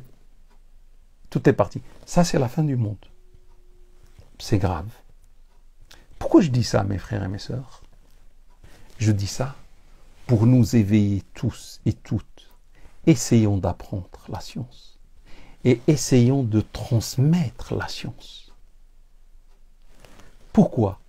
Parce que si on apprend la science et si on transmet à notre tour la science, c'est-à-dire on repousse en quelque sorte la fin du monde. On repousse la fin du monde pour nous, pour nos enfants, pour les enfants de nos enfants. Quand on néglige l'apprentissage de la science, personne ne veut plus apprendre la science, même s'il y a des savants aujourd'hui, ils veulent partager leur science, personne ne veut apprendre. Les gens apprennent autre chose. Lorsque ces savants vont mourir, ils vont mourir avec leurs secrets, avec la science. C'est fini. Donc, notre devoir, c'est de garder la vie sur Terre encore. Et pour pouvoir garder la vie sur Terre, on doit apprendre la science et la transmettre à notre tour. Je vais là aborder, je pense que j'ai fini avec l'importance d'apprendre la science. Je pense que vous avez compris. L'importance d'apprendre la science, c'est une obligation. Dieu ne t'a pas laissé le choix, ni à moi ou la liberté. Tu dois apprendre ta religion si tu veux être un musulman ou un bon musulman. On n'a pas le choix. Hein. C'est une obligation, comme la prière, comme le pèlerinage, comme tout le reste. Mais maintenant, je vais vous donner d'autres points supplémentaires qui sont des accessoires de ce thème. Tu vas me dire, écoute, la science c'est en arabe. Oh, moi, je ne connais pas l'arabe. Jamais j'ai appris l'arabe. Oh, j'ai appris un petit peu quand j'étais jeune, mais j'ai tout oublié. Hein. Je ne sais pas lire. Est-ce que je peux apprendre en français? Moi, je suis en France. Je suis français, je suis française. Oui, il n'y a pas de problème. Apprends. La science en français. Il n'y a pas de problème. Tu peux apprendre la aqida en français. La aqida, le dogme musulman dont on a parlé tout à l'heure, cette science capitale. La aqida, c'est quoi? Je vais te dire, Dieu est un. Dieu, c'est pas deux, c'est pas trois. Que je te dis ça en français, que je te dis ça en arabe, en berbère, en turc, en allemand, japonais ou autre, c'est la même chose. Tu vas comprendre que Dieu, c'est un. C'est pas deux. Attention, c'est pas deux. Il n'y a aucune divinité à part. Je pense que vous avez compris. Dieu est miséricordieux. Que je te dise ça en français, en arabe, Allah Rahim. C'est la même chose. L'essentiel, c'est de comprendre l'idée et de croire à cette idée et de croire à un Allah qui est comme ça, miséricordieux. Je te dis, il y a dans l'au-delà quelque chose qui s'appelle le paradis. Et voici, voilà, il y a des fleuves, il y a des arbres, il y a machallah, des châteaux, il y a des palais en or, en paix, il y a des perles, il y a, machallah, la distraction, il y aura la fête tout le temps. Hein. Tu seras un roi, tu seras une reine. Mais que je te dise ça, mon frère ou ma soeur, en français, ou je te dise en berbère, ou en turc, ou en, je sais pas, en allemand, en français, c'est la même chose. Tu penses que je dois te dire ça en arabe pour que tu puisses comprendre? Je pense que vous avez compris l'argument. Quand on parle, il faut donner des arguments. Le fiqh. Le fiqh, c'est quoi le fiqh? Comment faire les ablutions? Comment faire la prière? Comment faire le jeûne? Écoute, quand tu veux prier, tu fais comme ça. tu dis Allahu Akbar. Après, tu vas mettre tes mains là. Bah, que je te dis ça en français, en turc, en berbère, en arabe, c'est la même chose. Quand tu dis Allahu Akbar, tu dois réciter Al-Fatiha, le premier chapitre coranique. Tu comprends pas? Je te parle en arabe. Pour comprendre, non, tu comprends.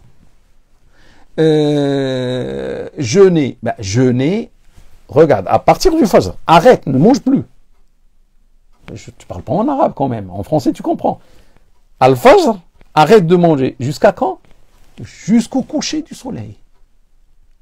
Que je te dis ça en français, en berbère, en turc, c'est la même chose. En français, en arabe, c'est la même chose. La spiritualité. Je peux t'apprendre la spiritualité en français, comme en turc, comme en arabe. Il faut aimer Dieu, il faut tomber amoureux de Dieu, il faut craindre Dieu. À chaque moment tu es quelque part, il y a Dieu avec toi. Je te dis ça en français ou en arabe, ou je sais pas, c'est la même chose, non? Etc. Donc, tu vois, on peut tout apprendre en français. Il y a la récitation du Coran. Le Coran est en arabe. Ah là, tu dois apprendre l'arabe pour réciter le Coran, pour embellir le Coran par notre récitation tajwid. Ça, il faut lire l'arabe, il faut apprendre l'arabe.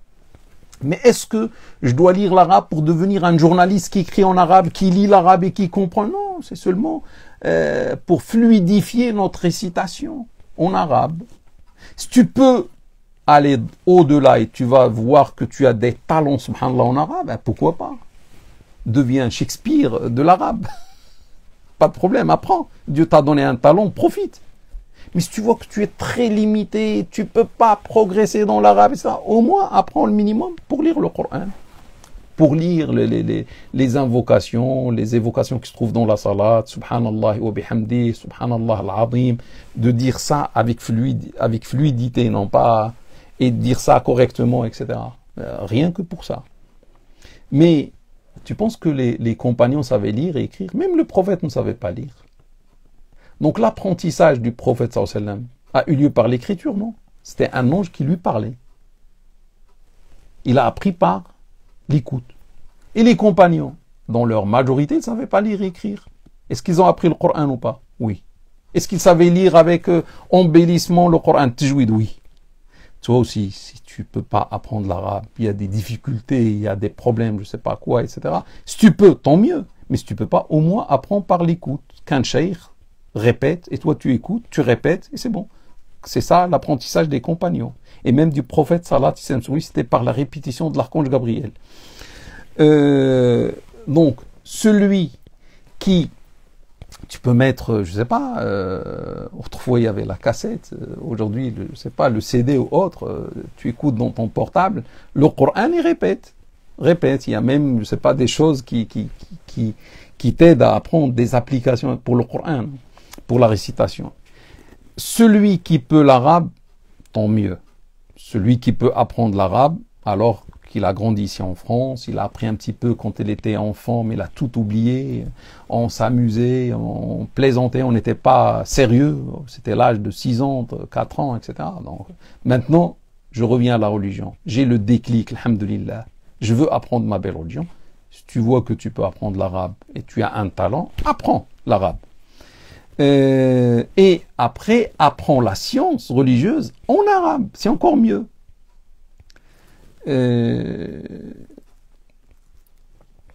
Mais si tu ne peux pas, apprends en français. Si tu vois que c'est pas possible, tu as essayé, tu as vu que tu peux pas, tu vas apprendre le peu d'arabe, et même si tu apprends à lire, mais tu comprends pas ce que tu lis, etc. Donc, à ce moment-là, apprends en français. En attendant des jours meilleurs, Inch'Allah. Mais apprends en français. Parce que quelqu'un qui veut apprendre l'arabe, supposons ça va lui prendre 3 ans. S'il meurt pendant les 3 ans, il n'aura pas connu Dieu, subhanahu wa ta'ala. Il n'aura pas connu la aqida, la croyance. Parce qu'il faut l'arabe. Il n'aura pas connu la manière de prier. Parce qu'il attendait 3 ans, il va apprendre l'arabe. D'ici 3 ans d'apprentissage. Et après, il va apprendre la aqida et après, il va apprendre le fiqh. On lui dit, apprends la aqida maintenant en français, apprends le fiqh. Mais apprends l'arabe aussi, à côté. Et sachez, mes frères et mes sœurs, que parfois on veut apprendre et on manque de volonté. On va commencer maintenant, on a la bonne résolution, c'est bon, on va vouloir apprendre l'arabe, mais d'ici 2 mois, tu vas voir que c'est difficile, tu abandonnes. Par contre, si tu apprends la religion en français, tu vas connaître la aqidah, tu vas connaître le fiqh, tu vas avoir la spiritualité forte, tu vas aimer Dieu. Ça, cet état d'esprit te pousse à apprendre l'arabe. C'est toi qui vas chercher l'arabe. Et tu vas avoir la plus grande motivation du monde pour connaître l'arabe. Parce que tu as goûté à l'amour de Dieu, et tu as connu Dieu, et tu as la science qui va te pousser à avoir encore plus. Ça veut dire à goûter à cette science en arabe. Sachez aussi que Dieu a dit وَمَا أَرْسَلْنَا مِنْ رَسُولٍ إِلَّا بِلِسَانِ قَوْمِهِ وَمَا أَرْسَلْنَا مِنْ رَسُولٍ إِلَّا بِلِسَانِ قَوْمِهِ لِيُبَيِّنَ لَهُمْ. Nous n'avons envoyé de messagers qu'avec la langue de son peuple, afin de les éclairer. Chapitre Ibrahim, sachant qu'Ibrahim ne parlait pas l'arabe. Ibrahim, Abraham, c'est un grand prophète, parmi les plus grands. C'est notre père. C'est le père des prophètes. Les prophètes viennent dans sa descendance. Mais lui ne parlait pas l'arabe. Où est le problème? Il sera au paradis ou pas? Il sera au paradis. Et Moïse, c'est un parmi les plus grands. Est-ce qu'il parlait l'arabe? Il ne connaissait même pas l'arabe. Moïse ne connaissait pas. Oui, il ne connaissait pas l'arabe. Est-ce qu'il sera au paradis? Oui. Est-ce qu'il connaissait la aqidah? Que Dieu est unique? Oui. Dans la langue de son peuple. Il connaissait ça. Est-ce qu'il connaissait comment faire la prière? Oui. En arabe? Non. Jésus, il parlait l'arabe? Salat salam sur lui? Non. Est-ce que c'est un musulman? Oui. Est-ce qu'il sera au paradis? Bien sûr. Malgré qu'il ne parlait pas l'arabe. Malgré qu'il ne parlait pas l'arabe. Il a adoré Dieu avec la langue de son peuple. Certains ont autorisé même que le discours du vendredi soit en français. Pourquoi? Les Shafi'ites autorisent ça. Les autres disent non. Le discours du vendredi doit être en arabe. Mais on ne va rien comprendre. Donc ils se sont basés sur ce verset. Que, imagine, Dieu va envoyer un prophète français à un peuple allemand. Le peuple allemand ne va rien comprendre. Ils vont lui dire, mais écoute, messager, parle allemand. Il va dire, non, non, apprenez le français. Ça n'a pas de sens. Donc Dieu, chaque fois qu'il a envoyé un messager, il l'a envoyé selon la langue du peuple pour lequel il a envoyé le messager. Donc ici, on est en France, c'est normal que les appelants à Dieu, les cheikh, les imams, les conférenciers, parlent la langue du peuple, ça veut dire en français. Pourquoi j'ai dit ça? Pour que quelqu'un ne trouve pas l'excuse pour dire « Ah, je connais pas l'arabe, je veux pas apprendre la religion, c'est pas ma faute, je connais pas l'arabe. » Ah non, tu peux apprendre ta religion même si tu connais pas l'arabe, c'est pas une excuse. Hein. Là, je vous donne des indices, et avec ça c'est fini, Inch'Allah. Des indices, tu vas me dire maintenant, Mashallah, je veux apprendre ma religion, Alhamdulillah, donne-moi des indices. Je te donne des indices. Tu dois apprendre la aqidah. Ça, c'est une obligation. La aqidah, c'est la croyance musulmane. De préférence, je te recommande la aqidah ash'arite. Pourquoi? Parce que la majorité des musulmans en France sont des ash'arites. On vient de l'Afrique. Nos origines, dans l'ensemble, c'est où la majorité a des origines africaines. Et en Afrique, il y a la aqidah, la croyance ash'arite. Sachez qu'en dans la croyance, il y a plusieurs écoles, il y a plusieurs courants, etc. Et nous, c'est le ash'arisme. Et sachez que le ash'arisme est majoritaire dans le monde. C'est la aqidah majoritaire dans le monde. Il y a d'autres aqidah à côté, il y a d'autres, mais ce qui est majoritaire, c'est le ash'arisme. Dans le fiqh, je vous recommande, mes frères et mes sœurs, l'école malikite. Pourquoi? Parce qu'on vient dans notre majorité de l'Afrique, et en Afrique, la majorité, c'est l'école malikite. Donc c'est bien d'apprendre l'école malikite. Je ne suis pas en train de dire que les autres écoles sont mauvaises. Toutes les écoles sont bonnes, mais seulement pour ne pas avoir un conflit. Un jour tu rentres au bled avec une autre aqida, avec un autre fiqh, ils vont te voir avec un œil bizarre. Tu es musulman ou pas? Parce que eux là-bas, ils ont le ash'arisme, ils ont l'école malikite, etc. Si tu peux, avec ton cheikh, apprendre même d'autres écoles, soit dans la aqida ou dans le fiqh, et surtout avec les arguments, c'est encore mieux. Mais ça, c'est le minimum. C'est bien de connaître la sira. La sira, c'est la biographie du prophète, salat et salam sur lui. Parce que tu ne vas pas apprendre seulement la aqida, tu ne vas pas apprendre seulement le faire comment prier, tu dois aimer ce prophète, salat et salam sur lui, et tu dois faire de lui ton modèle. Tu dois même changer, mon frère, ma soeur. Tu vois comment tu vis? C'est bien de changer, t'améliorer, de vivre selon le modèle que Dieu a choisi pour l'humanité. Le modèle, c'est Muhammad, salat et salam sur lui. Donc on doit même changer notre vie. La science va nous métamorphoser, va nous transformer. On devient des gens meilleurs, normalement, que ce qu'on est aujourd'hui. Homme ou femme. Tu dois apprendre aussi la spiritualité. Cette relation intense avec Allah, cet amour, cette crainte, ça aussi, c'est à apprendre. On ne doit pas oublier Dieu, subhanahu wa ta'ala. Comment lire le Coran? Comment réciter le Coran? On doit apprendre tout ça, c'est des sciences. Hein. Et chaque science, ça va prendre, je ne sais pas combien de temps, pour aller jusqu'au bout.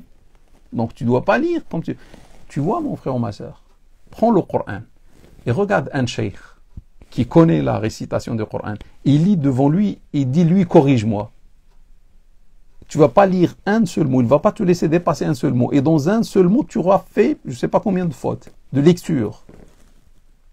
Dans un verset, je ne sais pas combien de fois il va te dire, arrête, reprends, c'est faux. Al-Fatiha, le premier chapitre, 7 versets, tu vas faire 70 fautes. Tout en sachant que celui qui ne lit pas Al-Fatiha, sa prière est nulle. C'est une obligation. Lire Al-Fatiha est une obligation. Donc il est nécessaire d'apprendre comment lire Al-Fatiha, sinon toute ma prière est nulle.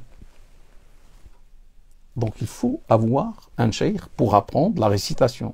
Comment lire le Coran. Et bien sûr, il y a d'autres sciences. On commence d'abord par ce que je viens de dire. Après, il y a par exemple les sciences du hadith, il y a les sciences du Coran, il y a les usul al-fiqh, les fondements du fiqh, etc. Ça, c'est un indice, les sciences que tu dois apprendre. Parce que parfois, si on n'est pas dans ce milieu de la science, on veut apprendre et on ne sait même pas quoi apprendre. Qu'est-ce que je vais apprendre? Donc j'ai dit l'aqida, pour corriger la croyance. Le fiqh, pour corriger les adorations. La sira, pour connaître la vie du prophète, sa biographie, la spiritualité pour avoir ce lien intense avec Dieu subhanahu wa ta'ala, la récitation du Coran, et après on verra d'autres sciences si Dieu nous prête vie, Inch'Allah. Où je vais apprendre? Apprends dans ta mosquée. Tu habites à Bordeaux, tu habites à Mulhouse, à Lille, à Marseille, à Dijon, à Lyon. Tu as une mosquée dans le quartier, Inch'Allah, la mosquée la plus proche. S'il y a un cheikh qui connaît les sciences, lui aussi il a appris ces sciences-là que je viens de dire, et tu lui dis, toi, ou avec des frères, et avec des sœurs, formez une équipe, et allez vers le cheikh. On va venir, donne-nous un créneau, soit samedi matin, samedi après-midi, vendredi, je sais pas, dimanche matin, dimanche après-midi, on vient et apprends-nous la science. Rappelez-vous de ce que je viens de dire, aqida, fiqh, sira, spiritualité et récitation du Coran. Ça c'est le minimum, hein. Minimum qu'on ne peut pas rater. Si le cheikh connaît, parfois le cheikh, l'imam connaît la récitation, mais il ne connaît pas les autres sciences. Il dit, je sais pour moi, mais je ne peux pas enseigner. Apprenez au moins chez lui la récitation du Coran. Toi, tu es un imam, tu sais comment réciter le Coran, tu as appris ça chez des cheikh, d'accord? Apprends-nous ça. On va apprendre des versets coraniques avec toi, des chapitres coraniques et la récitation, comment réciter. Au moins ça, et après on va chercher un autre cheikh pour nous apprendre l'aqida ou autre. N'apprenez pas d'une manière libre. C'est-à-dire, je rentre dans Internet, il n'y a ni cheikh ni rien, je vois celui-ci, ça c'est pas bien, ça c'est l'anarchie. Hein. Il faut un cheikh qui te suit. Et un cheikh que tu connais, etc. Bon, je vais donner d'autres indices, Inch'Allah. Donc, tu peux apprendre dans l'institut qui se trouve dans ta ville. Si à Bordeaux, il y a un institut de sciences islamiques, inscris-toi.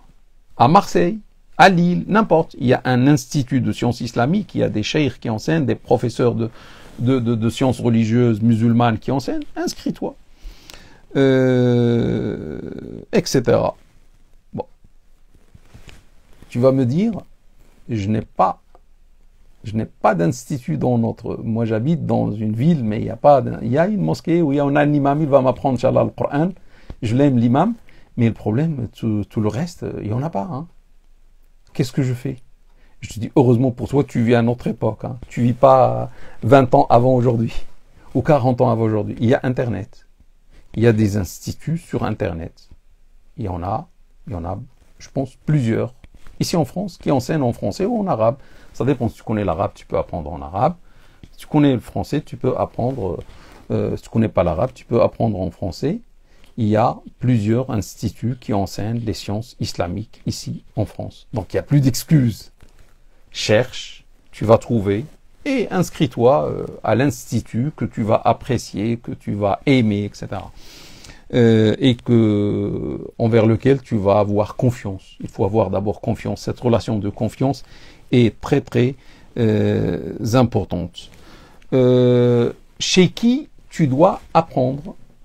Quels sont les attributs de celui qui doit être ton maître, ton cheikh, pour t'apprendre? Il faut un prof. Tu vas pas apprendre seul. C'est pas possible. On ne peut pas apprendre la médecine seul et devenir médecin.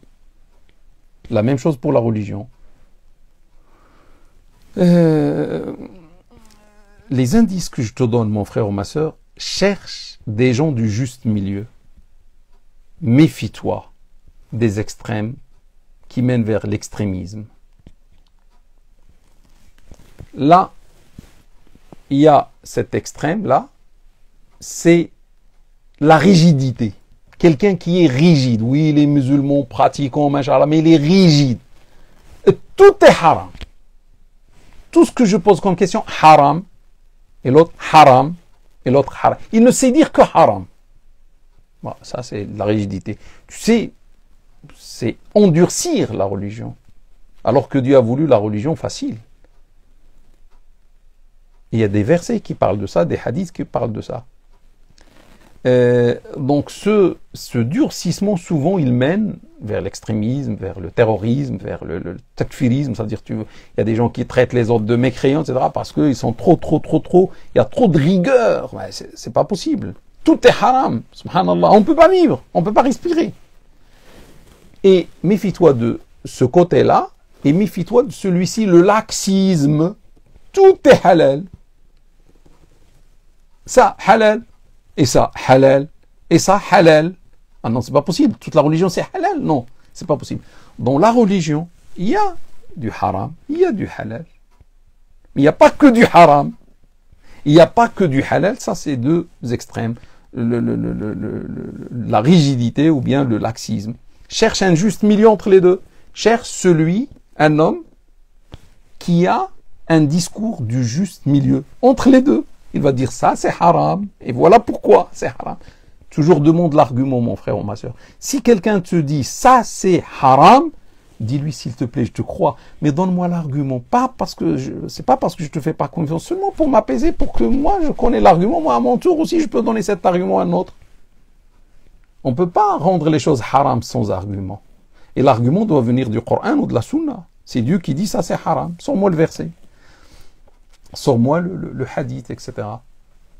Et quelqu'un qui te dit ça c'est obligatoire, donne-moi, d'accord, barakallahu fik, donne-moi l'argument. Dieu qui dit c'est obligatoire, ou le prophète qui dit c'est obligatoire, salat, je sais pas. Donne-moi les arguments. Tu vas pas me dire c'est obligatoire et je vais te croire. Je veux apprendre. Mais sans être un aveugle. Je vais pas te suivre les yeux fermés, mon cheikh. Je vais te suivre les yeux ouverts. Chaque fois, donne-moi des arguments. Ça, c'est la science. C'est apprendre, mais avec argument. Et sachez que le véritable islam, mes frères et mes sœurs, c'est l'islam qui parle de l'amour, qui parle de la fraternité, qui parle de du pardon, de la générosité, de la facilité, de la miséricorde, etc. Ça, ce sont les grandes valeurs universelles de l'islam. Ne m'enseignez pas quelque chose loin de l'amour. Tout l'islam, c'est amour. Dieu même, c'est l'amour, qui aime ses prophètes, qui aime les croyants, qui aime le bien pour les croyants. Je veux un islam, quelqu'un qui m'enseigne l'islam, mais avec ces grandes valeurs de l'islam, les valeurs universelles. Nous, souvent, on parle, je sais pas, des choses qui sont de l'islam, mais on rate le cœur de l'islam. Le cœur, c'est l'amour, c'est la fraternité, c'est le pardon, etc., etc., etc. La miséricorde, la douceur.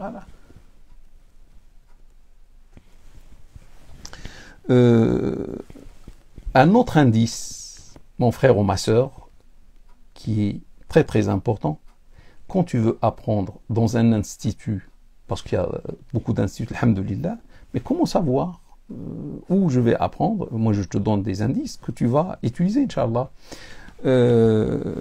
Apprends, s'il te plaît, l'islam authentique qui était à l'époque du prophète sallallahu alayhi wa sallam sur lui. L'islam qui a été pratiqué pendant les 3 premiers siècles. Pourquoi? Je te donne l'argument. Le prophète sallallahu alayhi wa sallam a dit: le meilleur des siècles est le mien, et celui qui le suit, et celui qui le suit. Donc le prophète a attesté sallallahu alayhi wa sallam que les meilleurs siècles de la communauté sont les 3 premiers. Donc, essaie d'apprendre cet islam qui a existé dans cette époque-là, l'époque du prophète sallallahu alayhi wa sallam, de ses compagnons et des écoles des 2e et 3e siècles, les Malikites, les Hanafites, les Shafi'ites, les Hanbalites, les Ash'arites, les Maturidites, dans la Aqida, etc. C'était des écoles qui ont existé dans ces 3 premiers siècles. Méfie-toi de ce qui existait après. Maintenant, tu vas me dire, mais pourquoi tu me dis ça? Je te dis, regarde l'institut chez lequel tu vas t'inscrire, regarde le maître qui va t'enseigner. Méfie-toi. Si c'est un réformateur, méfie-toi.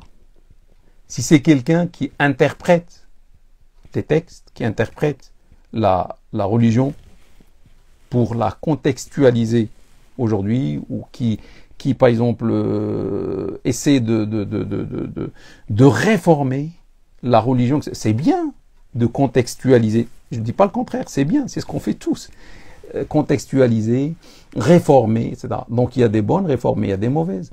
Mais comment toi tu vas savoir? Tu es nouveau, tu sais rien. Tu vas être emballé par quelqu'un qui... Comment tu vas savoir que ce qu'il t'enseigne comme islam de réforme d'aujourd'hui, c'est juste ou c'est faux? Imagine, c'est faux. Tu vas rencontrer Dieu avec une religion fausse. Essaie d'apprendre l'islam authentique apporté par le prophète sallallahu alayhi wa sallam. Dieu t'a envoyé un messager. Apprends l'islam qu'a apporté ce messager pour toi et pour moi et pour l'humanité. Quand tu apprends ça, quand tu apprends les règles, etc., de ce qui existait dans le 3e siècle, tu choisis une école, les Malikites, on a dit, ou les Ash'arites ou autres, ou les Shafi'ites ou autres, peu importe. Mais quand tu auras les moyens, tu connais les règles, etc., toi-même, tu sauras, le jour venu, apprécier la réforme des réformateurs, la justesse de cette réforme, est-ce qu'elle est bonne ou mauvaise? Parce que tu auras appris l'islam authentique et les règles et tout, et le raisonnement, et tu vas voir le raisonnement de celui qui fait aujourd'hui la réforme. Est-ce que pour toi c'est juste ou c'est pas juste? Donc si c'est juste, tu peux adhérer. Si tu trouves que c'est pas juste, tu vas pas adhérer. Mais pour pouvoir apprécier la justesse des réformes d'aujourd'hui, parce qu'il y a beaucoup de réformateurs, tu dois connaître d'abord l'islam authentique. Comment tu vas comparer?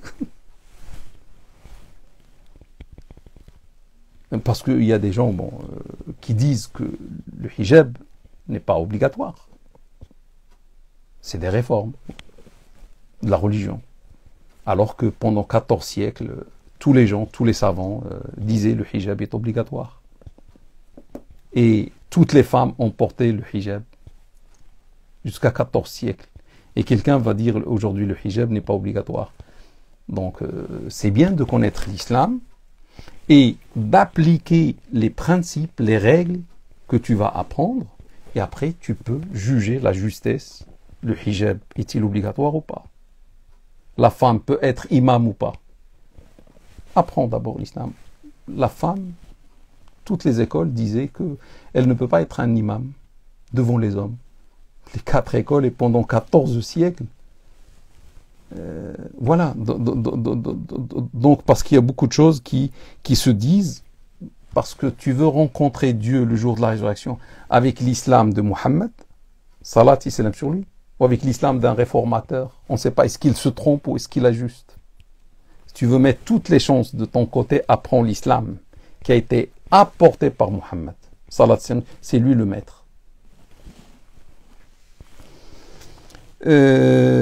Dernier indice, et je vais vous dire salam alaikum. Dernier indice, apprends chez le maître ou le cheikh qui ne fait pas de ceux qui ne sont pas d'accord avec lui des ennemis. Ça, c'est un point très très très important, mes frères et mes sœurs. N'apprends pas chez quelqu'un qui fait des gens qui ne sont pas d'accord avec lui, qui ne suivent pas la même école que lui, parce qu'il y a plusieurs écoles. Quand vous allez apprendre, il n'y a que de la divergence en islam. Et vive la divergence. La divergence est une chance pour tous les musulmans. Imaginez, il y avait un seul cheveu. L'islam, c'est un seul cheveu comme ça. Soit tu es sur le cheveu, tu es sur l'islam, soit tu pars là, tu sors de l'islam. Et c'est l'enfer. Heureusement, tous les cheveux mènent vers le paradis. Il y a plusieurs écoles. L'islam est large. Il y a plusieurs pensées, il y a plusieurs courants, il y a plusieurs écoles, etc. C'est Dieu qui a voulu ça. Et ça, c'est une miséricorde pour nous. Donc, quelqu'un qui est là ou là et commence à insulter les autres, je me méfie de lui, j'apprends pas chez lui. Il va me passer ce qu'il dit. Et ça va coller dans ma tête. Et après, c'est difficile de trouver celui qui va me nettoyer la tête de ce que j'ai appris chez lui. Donc, n'apprends pas, mon frère ou ma sœur, chez quelqu'un qui considère tous ces chemins, c'est l'islam. Il n'y a pas un seul chemin. L'islam, il y a plusieurs cours. Il y a les malikites, il y a les hanafites, il y a les shafi'ites, il y a plusieurs. Et tous sont musulmans. Donc, quand quelqu'un te dit, il est là, il connaît bien cette école, il a de la science, hein, mashallah. Mais il dit des mauvaises choses sur ces gens-là qui ne sont pas d'accord avec lui, sur les autres, méfie-toi, sauve-toi. Tu n'es pas chez un bon, hein. Que Dieu le guide. Mais ne reste pas avec lui.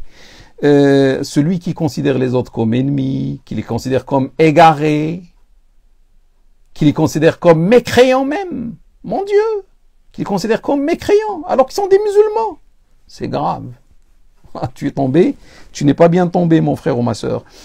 Qui fait des doigts contre eux, qui les insulte. Dans ses cours, il insulte les autres écoles. Et les cheikhs des autres écoles et les adhérents des autres écoles. Oh mon Dieu, c'est ça l'islam. Moi, je suis venu apprendre l'islam, tu m'apprends ça? À insulter les musulmans? Je suis venu apprendre l'islam, mon frère. S'il te plaît, apprends-moi l'islam de l'amour et non pas des insultes. Il n'y en a pas les insultes dans l'islam. Le prophète a dit, insulter le musulman est une perversité. Et toi, tu te dis cheikh? Depuis que tu parles, tu ne fais qu'insulter les autres. Et tu dis des noms. Il donne des noms, il te dit, mise en garde. Mise en garde contre toi d'abord. La hawla wa la quwwata illa billah. Lui, ce cheikh-là, il met son école au-dessus de l'islam. Au lieu de mettre l'islam dans sa diversité au-dessus de son école. Son école n'est qu'une compréhension parmi les compréhensions de l'islam.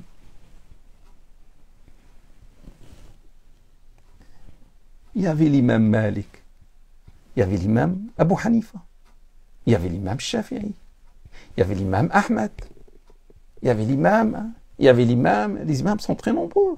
Il y a beaucoup d'écoles, tous sont des imams. Que Dieu soit satisfait d'eux, que Dieu leur apporte sa miséricorde pour la richesse et l'héritage qu'ils ont laissé pour l'humanité. Ces imams, ils ont passé leur vie dans la science, ils ont perdu leurs dents dans la science, ils ont perdu la vue dans la science. Ils sont tous des musulmans. Tous suivaient le prophète sallallahu alayhi wa sallam, tous suivaient le Coran.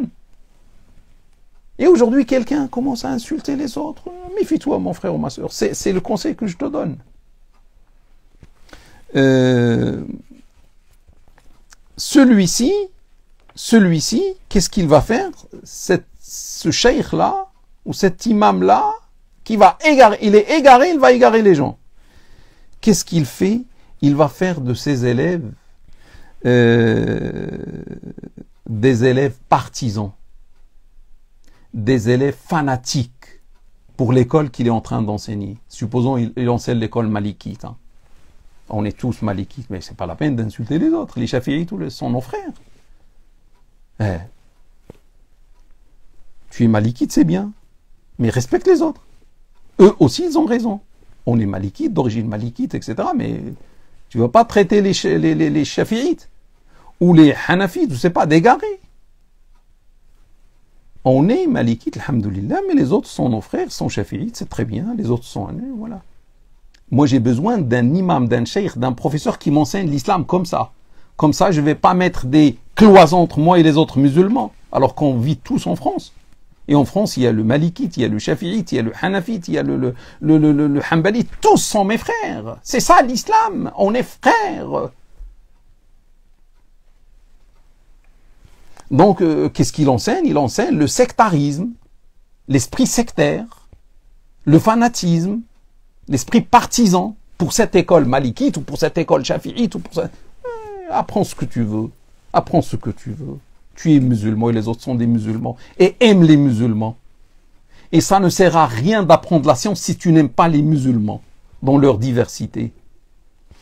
Qui a voulu, mes frères et mes sœurs, l'islam nous a enseigné la fraternité. Les croyants ne sont que des frères. Il ne nous a pas dit les croyants ne sont que des malikites.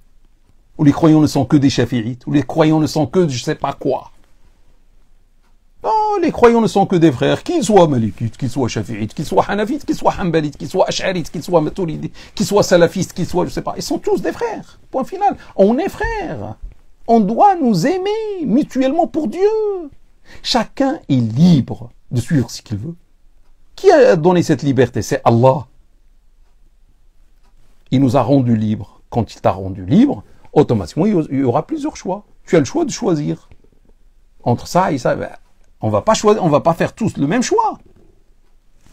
Donc on est libre. C'est Dieu qui a voulu cette liberté. C'est Dieu qui a voulu cette divergence. Pourquoi? Pour la miséricorde. Heureusement, il n'y a pas un seul chemin, l'islam.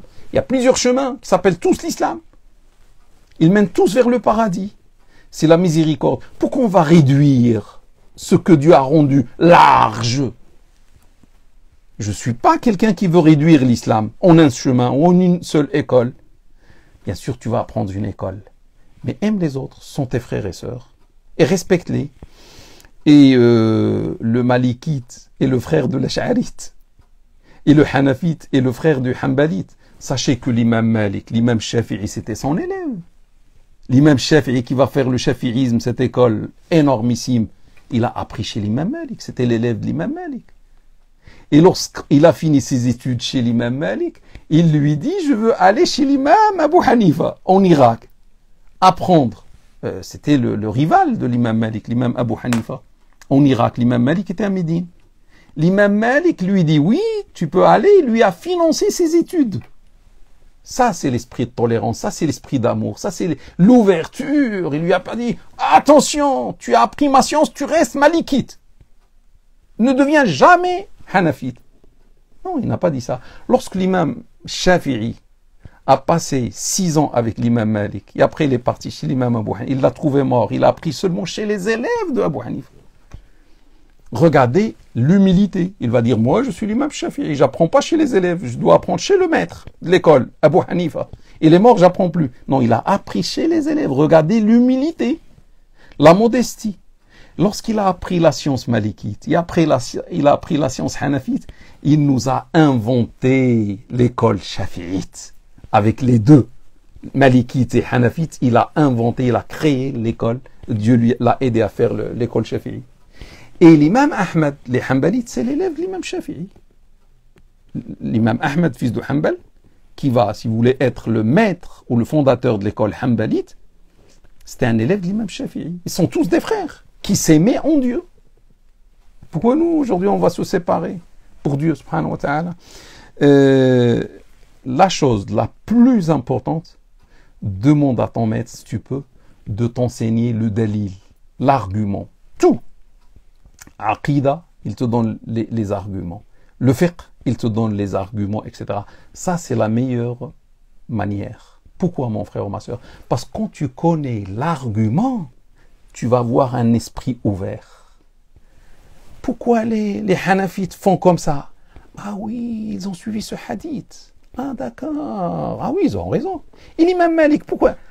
Il n'a pas suivi ce hadith, il a suivi un autre hadith, l'imam Malik. Ah, tous suivent le prophète. Oui, tous suivent le prophète. Donc tous des frères, oui. Voilà. Donc quand tu connais les arguments, ton esprit va s'ouvrir, tu vas aimer tous les musulmans et surtout tu vas comprendre pourquoi lui il suit comme ça. Voilà son argument. Pourquoi? Mais moi, je préfère cet argument. C'est bien de suivre l'argument, pas l'homme aussi. C'est d'apprécier les arguments. À un certain moment, quand tu vas apprendre bien la science, tu vas être un connaisseur d'arguments. Tu vas apprécier les arguments. Et parfois, tu vas prendre même une chose chez les hanafites parce que tu trouves que l'argument est fort. Mais dans un autre domaine, tu vas poursuivre les malikites parce que tu trouves que l'argument est fort ou l'argument ou ce qu'ils disent est conforme avec ce qui se passe en France, etc. Imagine, tu suis ça c'est l'exemple, le dernier. Imagine, tu vas suivre les hanafites, tu vas suivre les shafi'ites, tu vas suivre les hanbalites comme école de fiqh. Tu es en France. Et tous, le chien est impur chez ces écoles-là. Et ils ont leurs arguments. Ils ont raison. Ils ont des arguments. Le chien est impur. Tu marches sur un trottoir, tu vois une dame qui vient avec son chien, tu te sauves vers l'autre trottoir. Le chien est impur, il ne doit pas me toucher. Quand tu vas vers l'imam Malik, tu vas voir que le chien est pur. Même si le chien te touche avec sa salive, avec ses poils, tout est pur. Il n'y a pas de problème. Ne change pas de trottoir. Caresse-le si tu veux. Donc voilà. Donc, sur ce point-là, l'école malikite est conforme ou compatible avec ce qui se passe en France. Il y a, par exemple, on peut trouver des chiens, etc. Mais sur plein de sujets, tu vas trouver qu'une école, par exemple, je vous donne un exemple. Les 3 écoles interdisent l'entrée du non-musulman à la mosquée. Autorisent les hanafites, les shafi'ites, les hanbalites autorisent l'entrée à la mosquée du non-musulman. Les malikites que nous sommes, interdit que le non-musulman rentre dans la mosquée. Qu'est-ce qu'on fait? On est en France. Le maire, monsieur le maire, vient le jour de la fête, il veut féliciter les musulmans, il veut leur souhaiter une bonne fête, etc., etc., etc. Et on va lui dire, pas question, ne souhaite pas la bonne fête. C'est interdit que tu rentres dans la mosquée. On est malikite. Non, quand même. C'est là où c'est bien d'apprendre la science et les arguments. On va voir les arguments des malikites. Est-ce qu'ils se basent sur des arguments? Le prophète sallam, Dieu a dit c'est interdit. Toute mosquée est interdite. Il se base sur un argument, mais qui n'est pas explicite. On peut l'interpréter, on peut le comprendre autrement. Et on va voir les autres, ils ont des arguments aussi. Donc, tant qu'il y a des arguments, on peut suivre. Et donc, on peut être sauvé en suivant la majorité cette fois-ci, qui dit il est autorisé aux non-musulmans de rentrer à la mosquée. Il y a la journée, je ne sais pas, des voisins, les voisins viennent à la mosquée, etc. Et ça, c'est un élément. Mais il y a plein d'autres éléments. Et vive la science, mes frères et mes sœurs. Plus on apprend la science, plus on se libère de l'ignorance, plus notre esprit s'ouvre, plus on va connaître Dieu, plus on va adorer Dieu, et on va vivre dans un paradis, ici, avant l'au-delà. Mes frères et mes sœurs, j'espère que ce live vous a éclairé sur d'abord l'obligation d'apprendre la science, sur on peut l'apprendre en français comme en arabe. En arabe c'est mieux, mais en français, pourquoi pas, si on ne connaît pas l'arabe ou si on ne peut pas.